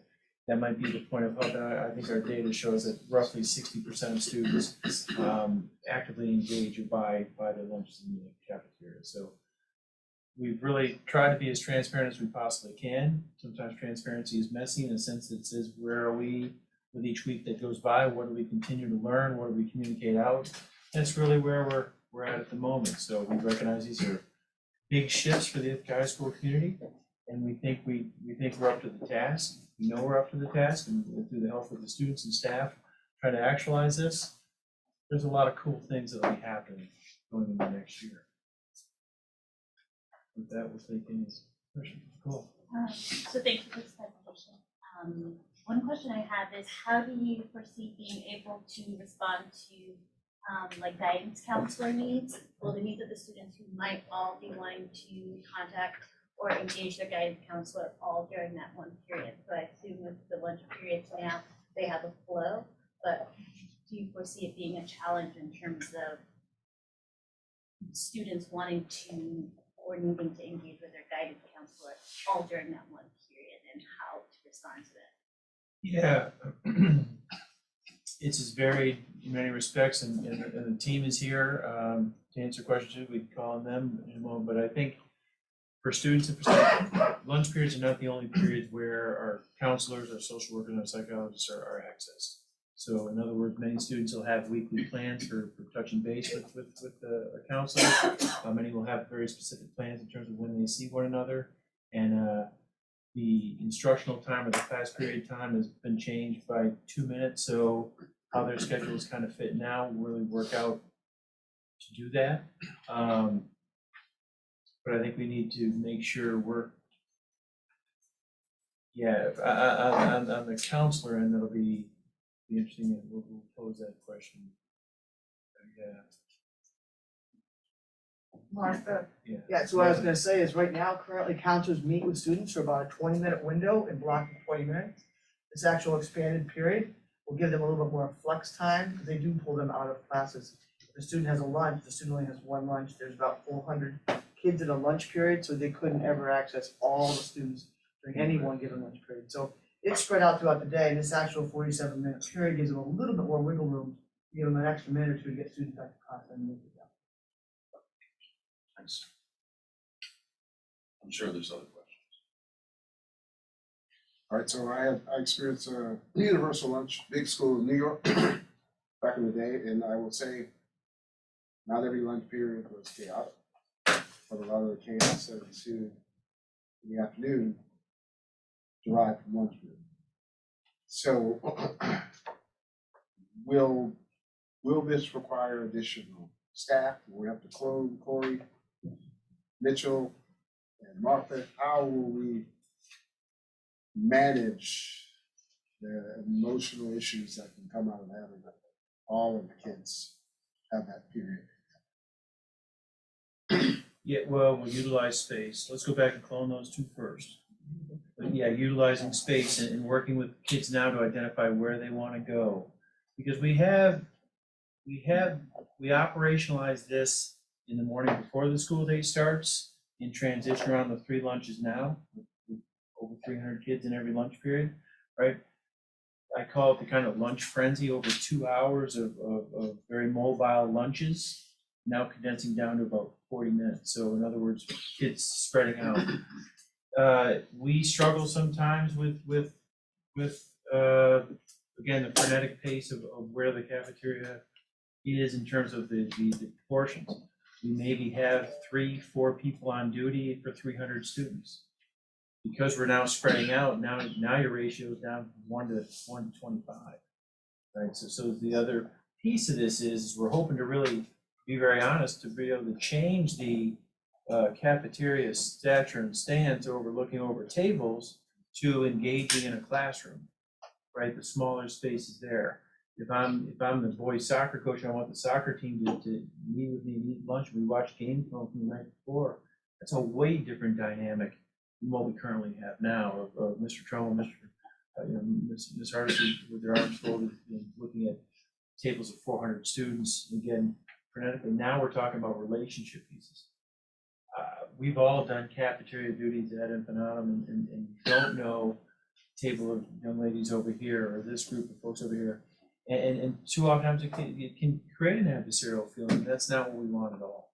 So when we're talking about creating quiet zones for lunch and maybe 8 or 10 kids in a classroom sitting quietly and eating and reading like they want to do in the library, now it's full access. You also have a relationship with that adult. And it's really pretty cool when we're presenting this to the staff. When a teacher said to me, I'm not really, will I have the option? I'm not really wild about sitting and watching 12 kids eat. Can I go down to the gym and play pickleball with the kids?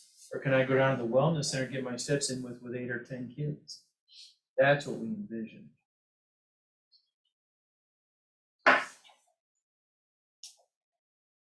other questions? As a former teacher, I would say that, you know, the idea that I could meet with students that, you know, I will always know that there's an opportunity during that lunch to meet. And, you know, with some students, when I was teaching, our schedules never matched up. And so I'm a fan of that. We have many of your former colleagues still have their lunch bunch in their room. Yeah, right. And they're doing it now, even beyond the masks, right? So that's the model. Yeah. And so it's, you know, you think about it, you could have adults move with kids for 4 years. I eat lunch in this room with this person because I've got a special connection with that person. That's a beautiful thing. That's making a smaller learning community that we want to have. Vincent, could you speak to like what some of the fears or apprehensions are from, say, staff as well as students, and what we're doing to address that? Yeah, I think the speed at which we're going to be able to distribute food is a concern. How do we make sure that some kids don't have 40 minutes of lunch and some students have 3 minutes of lunch? So we're working right now with that to work through what lunch lines will look like.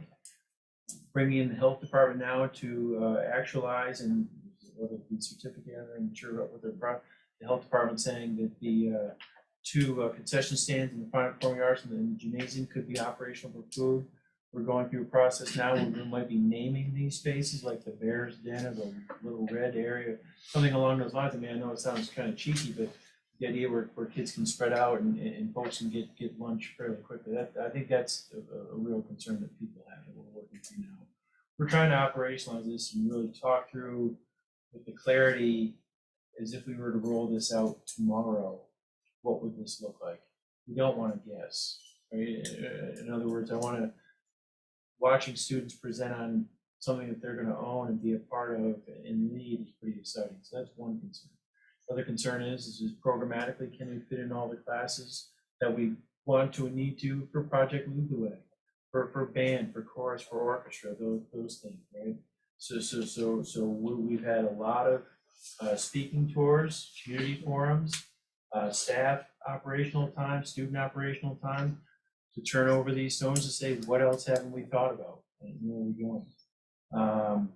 Student access in our AIS services and RTI, or response to intervention, in terms of how we're going to change that. We're making a lot of changes in terms of not relegating a student to a far off lab, but maybe changing that to where students are struggling in the classroom, we get an additional adult there. What that does then is a student who's already struggling in math might not have to take another 44 minutes of math in the school day, but now they're put in a spot where they can choose electives that they want to be in. We're in the process right now of creating exploratory classes. Think about that for that. We only offer semester-long classes and 2 semester-long classes. Offering an exploratory class where kids could take topics, hands-on topics for 5 weeks at a time.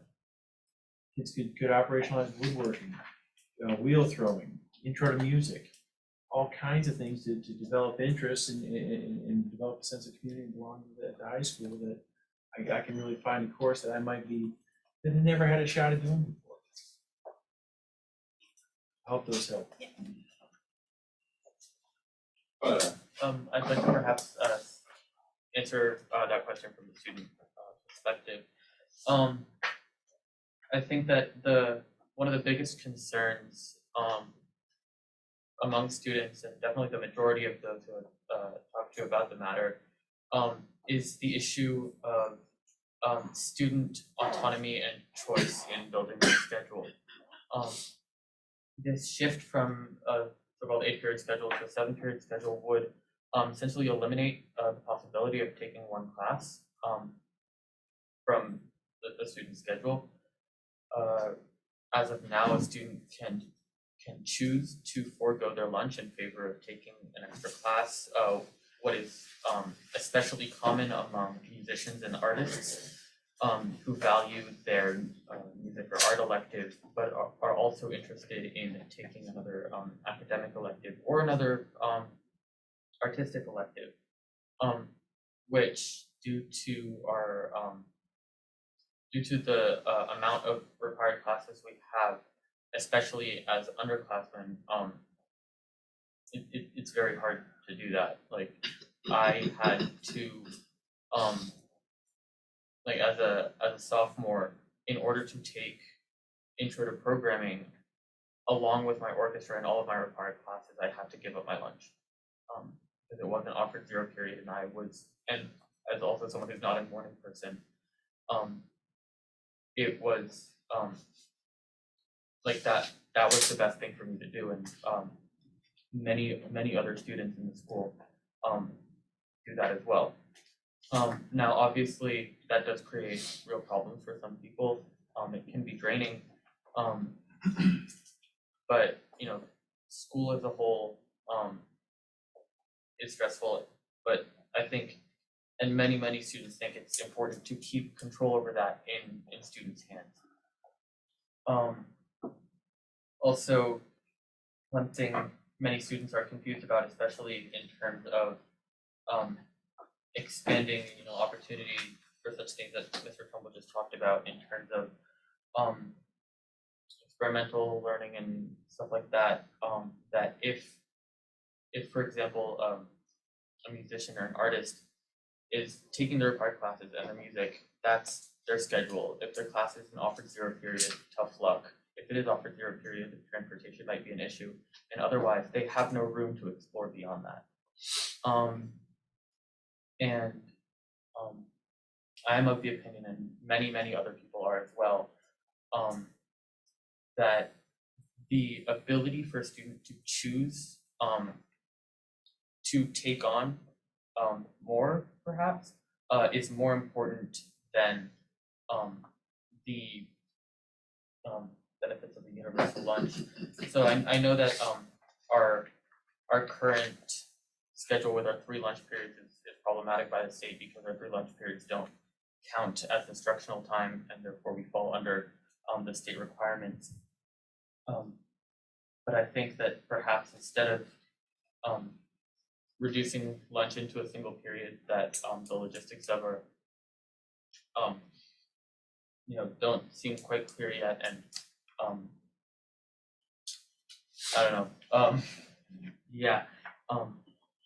Instead of doing that, and also taking away some academic and curricular freedom from students, one alternative solution could perhaps be to reduce from 3 to 2 lunch periods. That would increase the amount of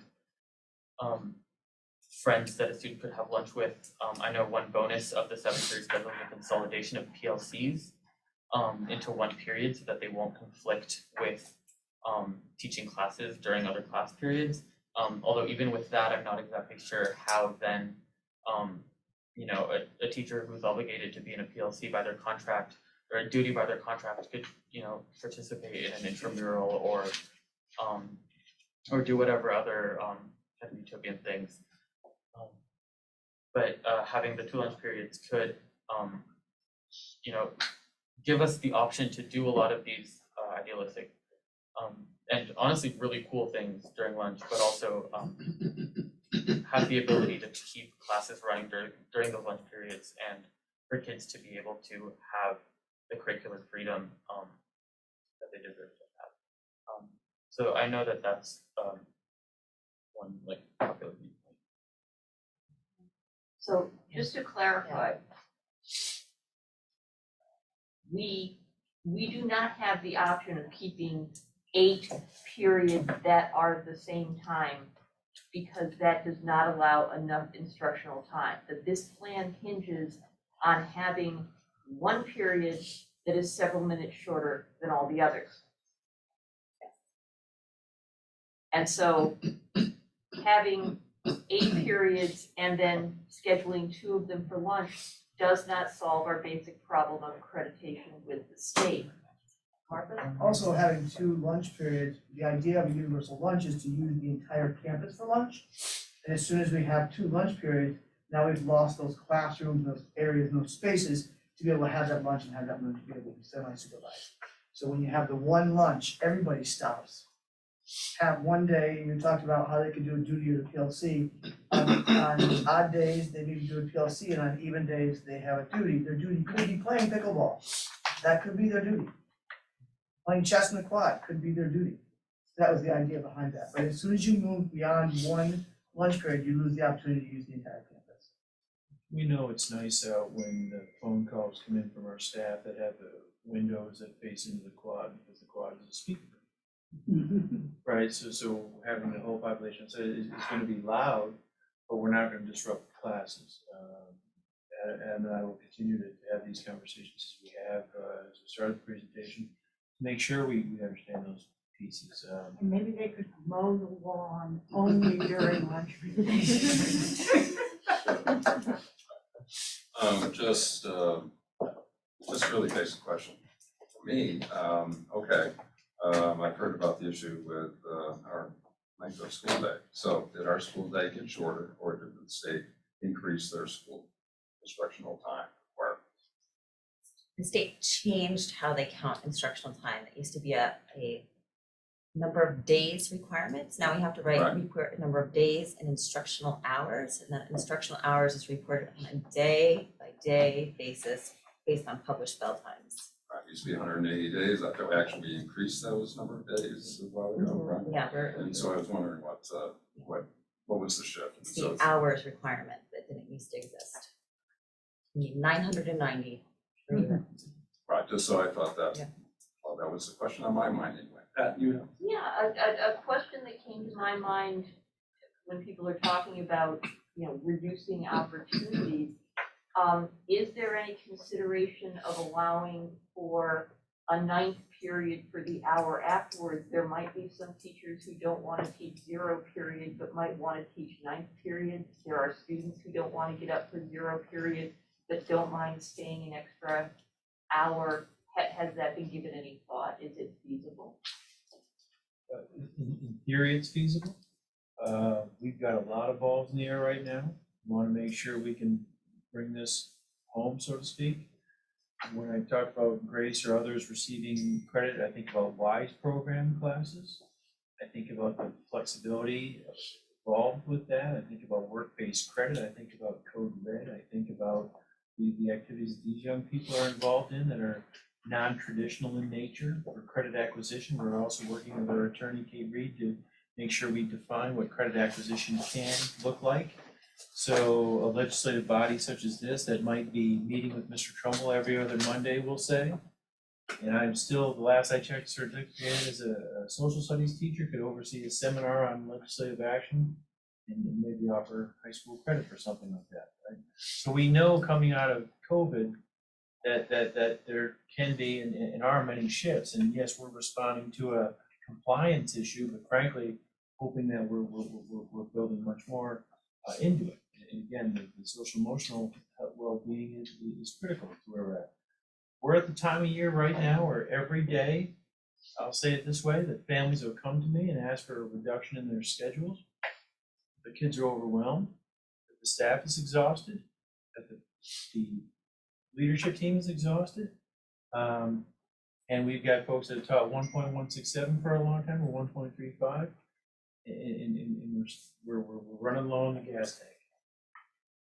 We've got to be able to take those breaks. So you think about 9 periods versus 8 periods. Think about the work that's associated outside those courses. Colleges around the country are starting to reduce the amount of offerings that folks can take. You're a child that takes 8 credits, 4 years in a row. That's 32 credits. With 3 on top that you come out of middle school, you need 22. Not trying to break apart any program about whatsoever, but I think we're onto something here when really that we knew we want to go in terms of building stronger community and having better relationships all the way across. And put kids and staff in a position where they're not having to stand over one another. Yes, wouldn't it be a beautiful thing as I saw Miss Lang's name on the in-school suspension supervisor from a map 15 years ago to being a pickleball player. I think about that in terms of transformative stuff. Right? A question about the art and music requirements. Are the requirements still 1 class for the credit? And is that expected to stay at 1, or do we expect that to increase soon? I don't have any knowledge of that, but I also, and that's why I wanna be clear that we don't see, we need to get away from using words like electives. So you make sure that we're talking about programs. So when the concerns come about us losing programming, we've stood up and will continue to do so in public forum to make sure that there are no reductions in programming. Again, quite the contrary, we're seeing that in this more economical model, more kids have access to that programming. It's up to us to say, how do we build a reintroductory band? What might that look like? What might be music mixing for a student that never picked up a traditional, if I can even use that word in terms of, right, what might intro to music look like, right, and expand those offerings as we hope. So we're not anticipating, yes, we offer 30 program pieces, but we run classes that are over 15 students. We don't run all those classes if they're under 15 students. So what drives our program of studies, what drives the diversity within our offerings is how kids vote and what they prioritize. So we're hoping that both on the end of saying, make sure we're maximizing kids that want to take the 8 courses and create an avenue for that, but also making sure that kids that are taking 5 or 6, what additional avenues haven't you sought out yet? I would say my high school also utilized that universal lunch to introduce programs that serviced a lot of kids at the other end of the spectrum. So Adam talked about that idea of autonomy. I used to joke when I first was seriously considering running for the board that Ithaca High School was a private school and public school. And now I don't, I understand more, so I don't use that language.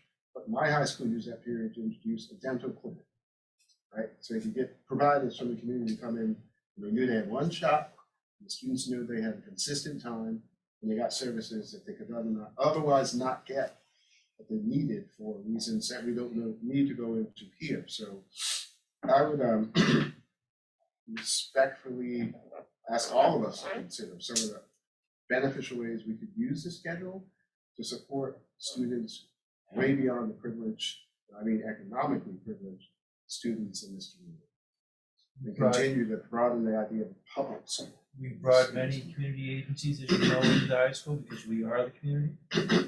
We take that very seriously. And in the paradigm that we have now in an 8-period schedule, we have to inevitably make sure kids miss class, participate in programming.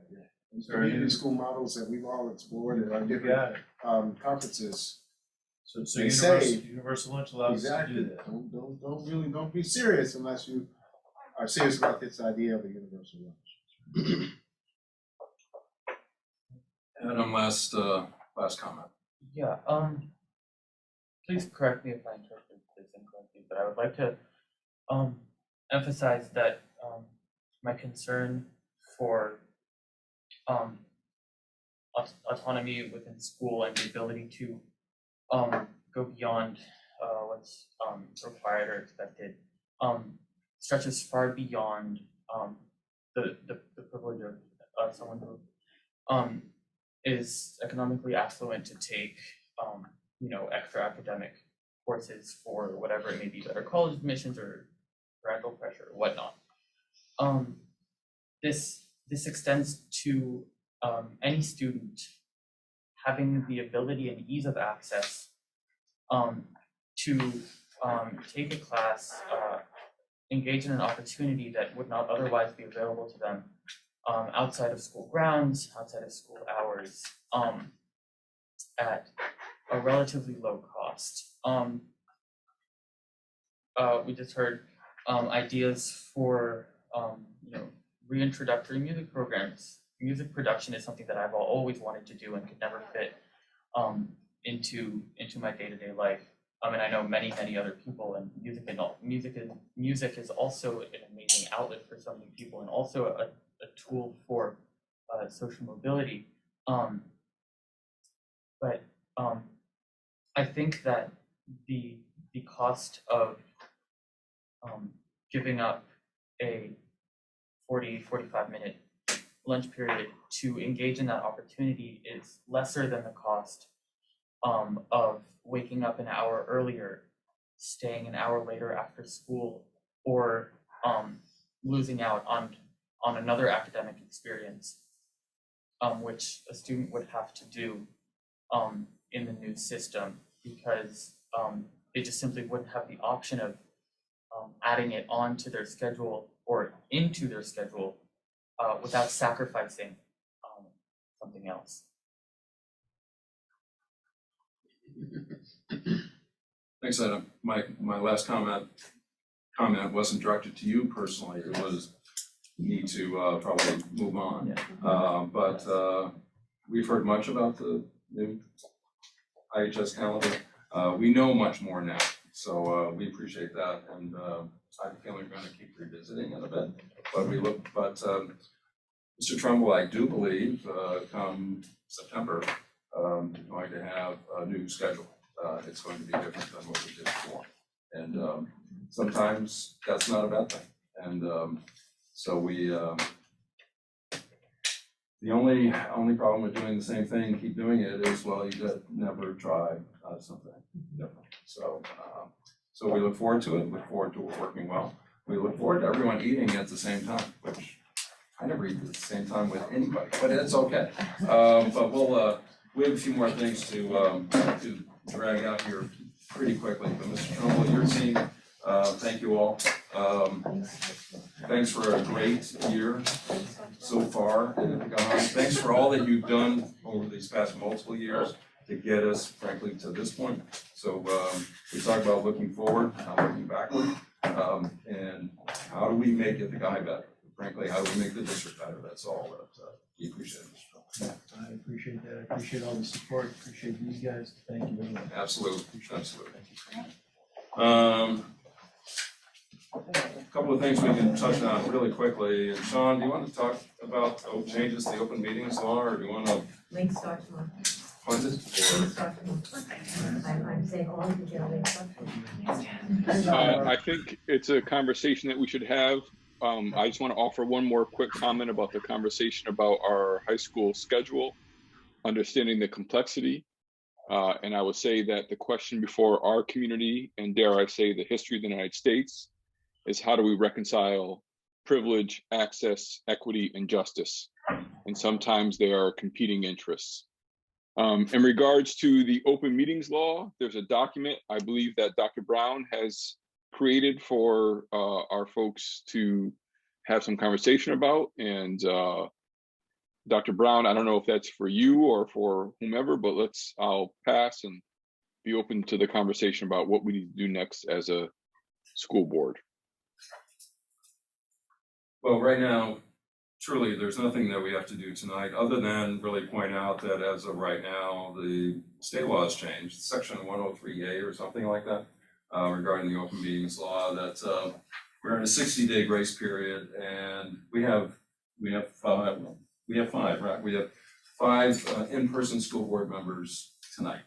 Going forward, certainly once we hit June, we will always have to have 5 school board members in person at the meeting in order to have a quorum, in order to have a legal meeting. We've been in a hybrid and or remote meeting schedule for several years now. We've been hybrid certainly all this year, and just depending on circumstances, we would have more at home and less here. But at some point, in order to have, it'll be June 2nd basically, during our public meetings, that we will have a quorum, and there will be at least 5 board members in person, and there will be special accommodations for those board members who cannot join us, but it will have to be a resolution stating how and why and under what circumstances that remote access will be allowed by the state. So we'll deal with that more. Allowed by us. As I understand the change that comes on June 8th is that, before that, this board, all boards will have to decide whether we're going to allow any virtual attendance by board members. If we decide to do that, then there will be the board member who is attending virtually will have to have a specific reason for that. Right. And this is another thing that I would like some clarification on, because I've heard some things that wasn't actually in the document that you shared with us, which actually came from the executive director of the New York State School Boards Association, that we've had people during this COVID period, board members who have participated from other places in the country or even outside of the country. I believe that with the change, if we're allowing it at all, the board member would have to be within the school district, and the public would need to know where that person is. These are all dictates by the state and it's not by us. So Right. we'll review all that and we'll just, we'll just have to make that clear. We don't, but I appreciate that more. There are rules and regs. And we really don't need to get into it all. Go ahead, Pat. Yeah, what I'm seeing here is that the school board, our role is to adopt a resolution allowing virtual meetings, which will allow board members to attend virtually if they have a certain reason, but would also allow community members to attend virtually. And it is up to us to decide whether or not to allow for virtual participation, and we don't have to decide that tonight. Exactly, discussion for another night. But just, Grace. Oh, sorry. Yeah, just like one last thing about, I guess, today's meeting. Throughout the years, I appreciated the welcome environment that the board has facilitated to talk with students. I guess today I didn't really appreciate the signaling out of specific students and tension surrounding our opinions surrounding issues that we are passionate about. And next meeting, I look forward to a better, more welcoming working environment. Thank you. We're still, so we're gonna move on, even to deal with the academic calendar right now. Can I just say one thing before we move on to that, because the students asked a question which I did not answer. I just want to say that really quickly. As of now, we have a meeting scheduled for May 6th in the late afternoon to talk to our assemblywoman and Fatu and Abba. I think have committed to be there to discuss this issue about producing. So finally got it on the calendar. Awesome, thank you. Thanks, Rob. Thanks, Dave. So, I think it's weeks out, there we go. It's, we're always happy to talk about everything. Academic calendar? Academic calendar is important. This topic will come up and talk briefly about the process we've gone through, put forth the recommendation, the feedback we've received, and then it's on to the board for questions and hopefully at some point an adoption so we can get to the topic. Thank you so much. Good evening, everyone. It's 9:30. This is really important. And just please know that I respond to every email. If you write to me and you have further questions, please know I will respond to you, and I will respond to you relatively quickly.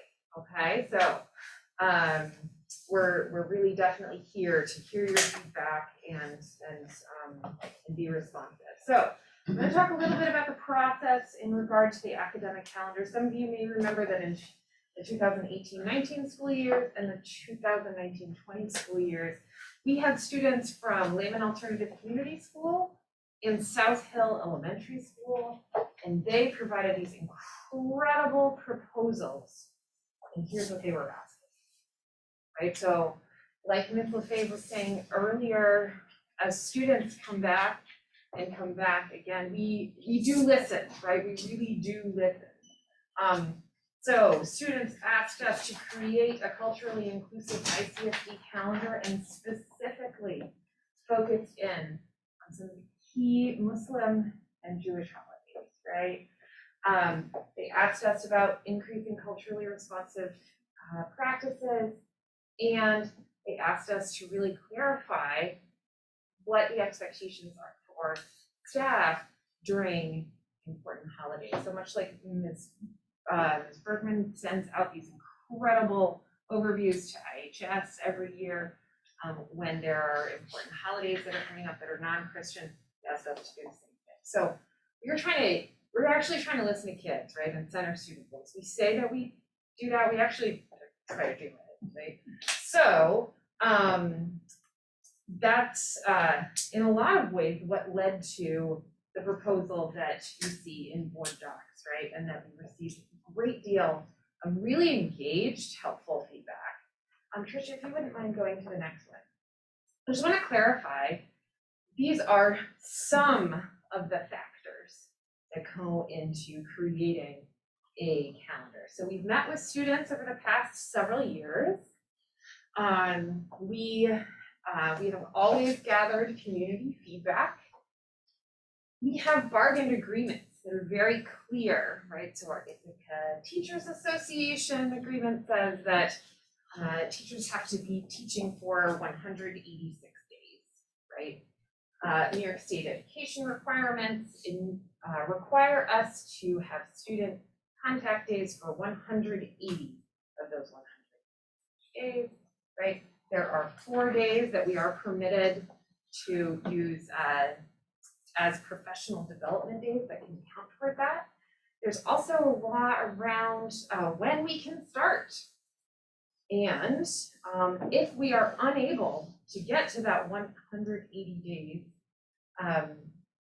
using the September 1st and on, then we can write to the commissioner and ask if we can have special permission to start earlier, right? So we can't have students in session before September 1st, that's for the law.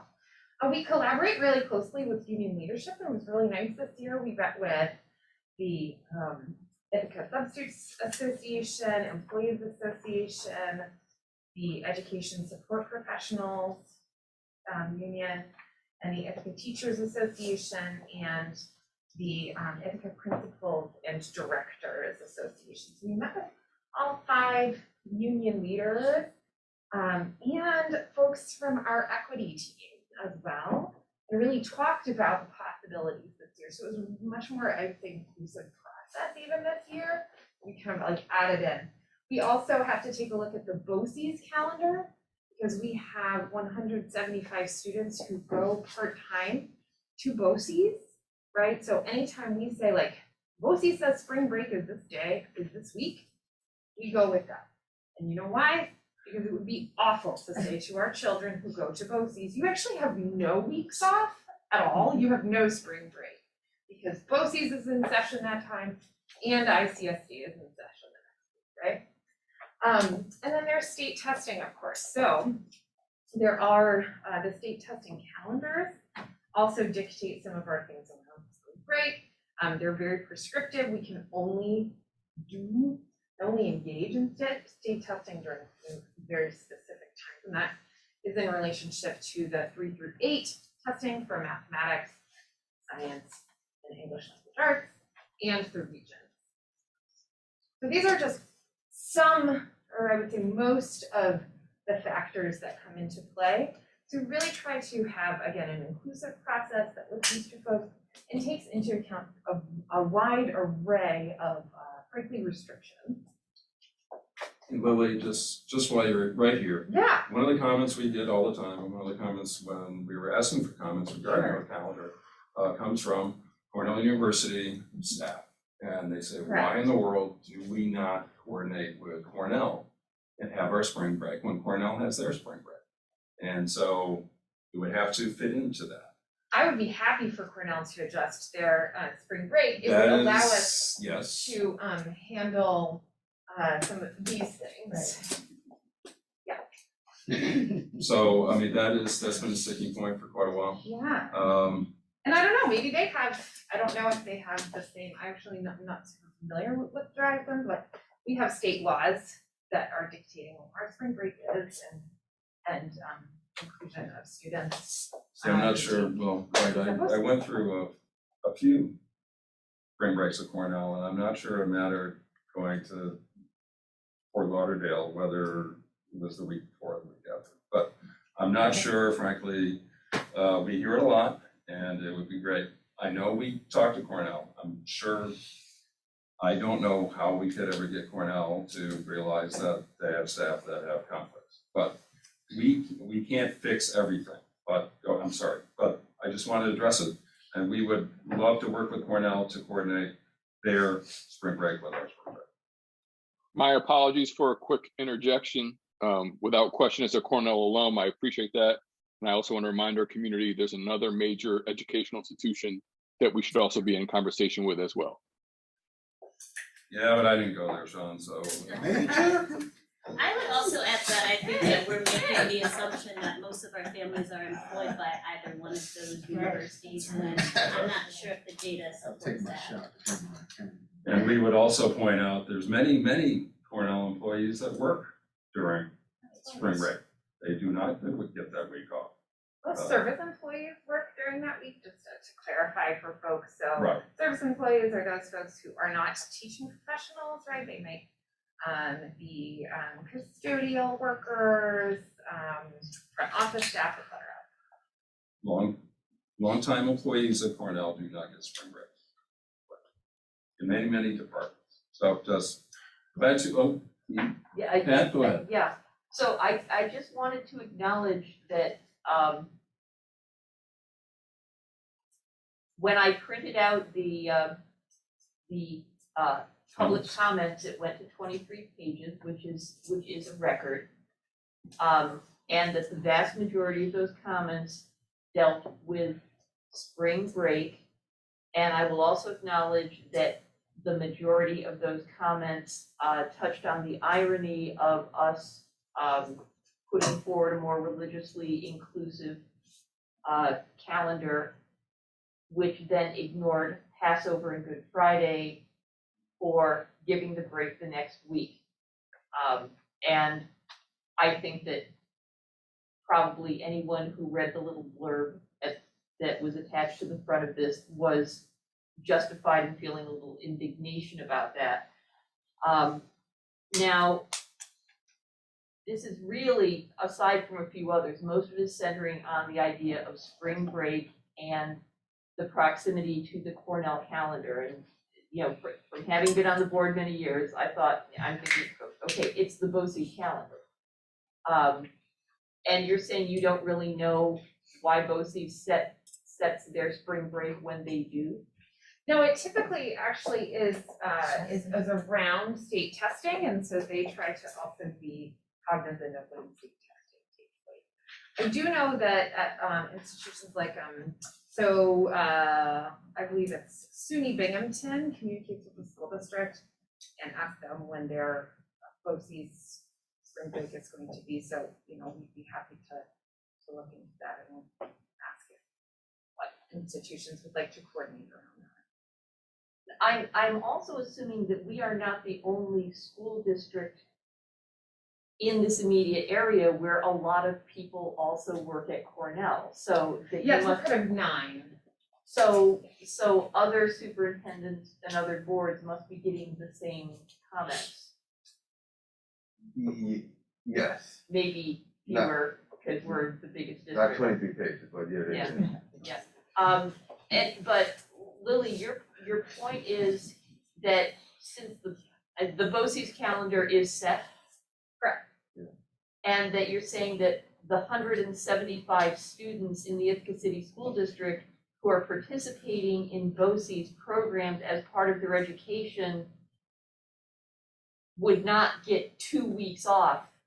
No. Or, you know, They would have 2 weeks on. They wouldn't get 2 weeks on. They would have to, those families, those children would not get a spring break at all, because on their Ithaca City School District break, they would have to stay here and go to BOCES classes, and then on their BOCES break, they would have to do Ithaca City School District classes. Correct. That seems grossly unfair to that 175 students. It's not gonna happen.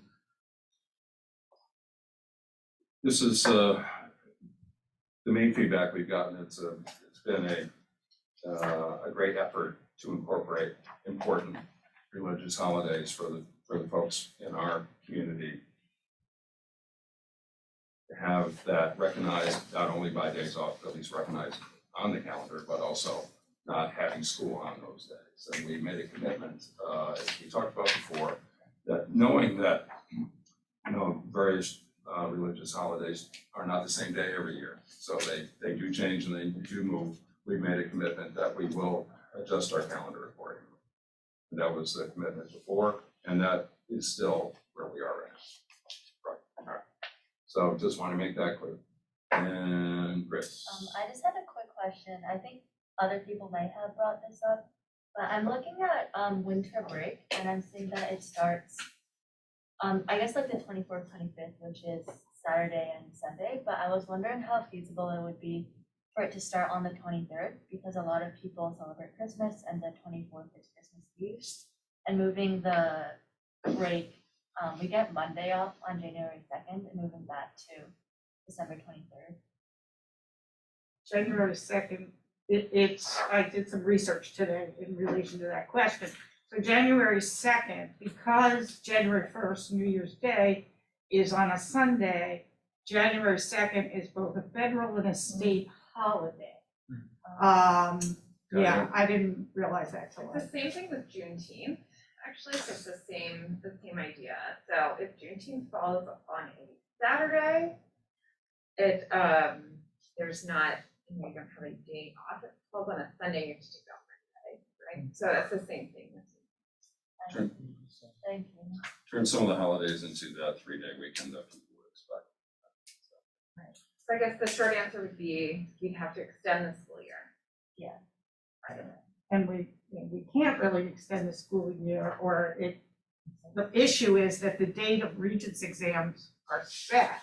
Right. So it would be kind of moot to extend the school year for students. I recall that one year we shortened the February break to 3 days. And holy hell broke loose. Am I allowed to say that? It's too late. Hey, we used to have Done. President's Day off, and that was it. Exactly. That's, Or back in the day, we used to have both Lincoln's birthday and Washington's birthday off, which was bizarre. Just to get back to it, this is for a second reading and adoption. So we had a first go around, this is the second go around. And it's basically asking the question, do we need a third or can we vote? And basically I would accept motion, one way or the other. I move to adopt the 2022-23 academic, ICSD academic calendar as submitted. Second. Thank you, Pat, thank you, Maura. Sean, do you have any questions? I do, and it's unfortunate, I apologize. Some of the suggestions were about making the start of the school year later. I don't know if I heard a response to that. If I did, I apologize. And other questions were about the breaks, the days off in October. And then lastly, the number of snow days, if we're calculating any in. I missed the March 22nd meeting, so I was not at the first reading, so I didn't hear any of these answers. Sure, so Sean, these are great questions. So staff start on August 30th so that we can meet the agreed upon, the collectively bargained number of staff days. And then the only other options then would be to take from other breaks or extend the school year then. And then the other question Snow days. was about snow days. Yeah, we always buffer in anywhere from 1 to 2. I believe this one has only 1. Thanks. Sorry. I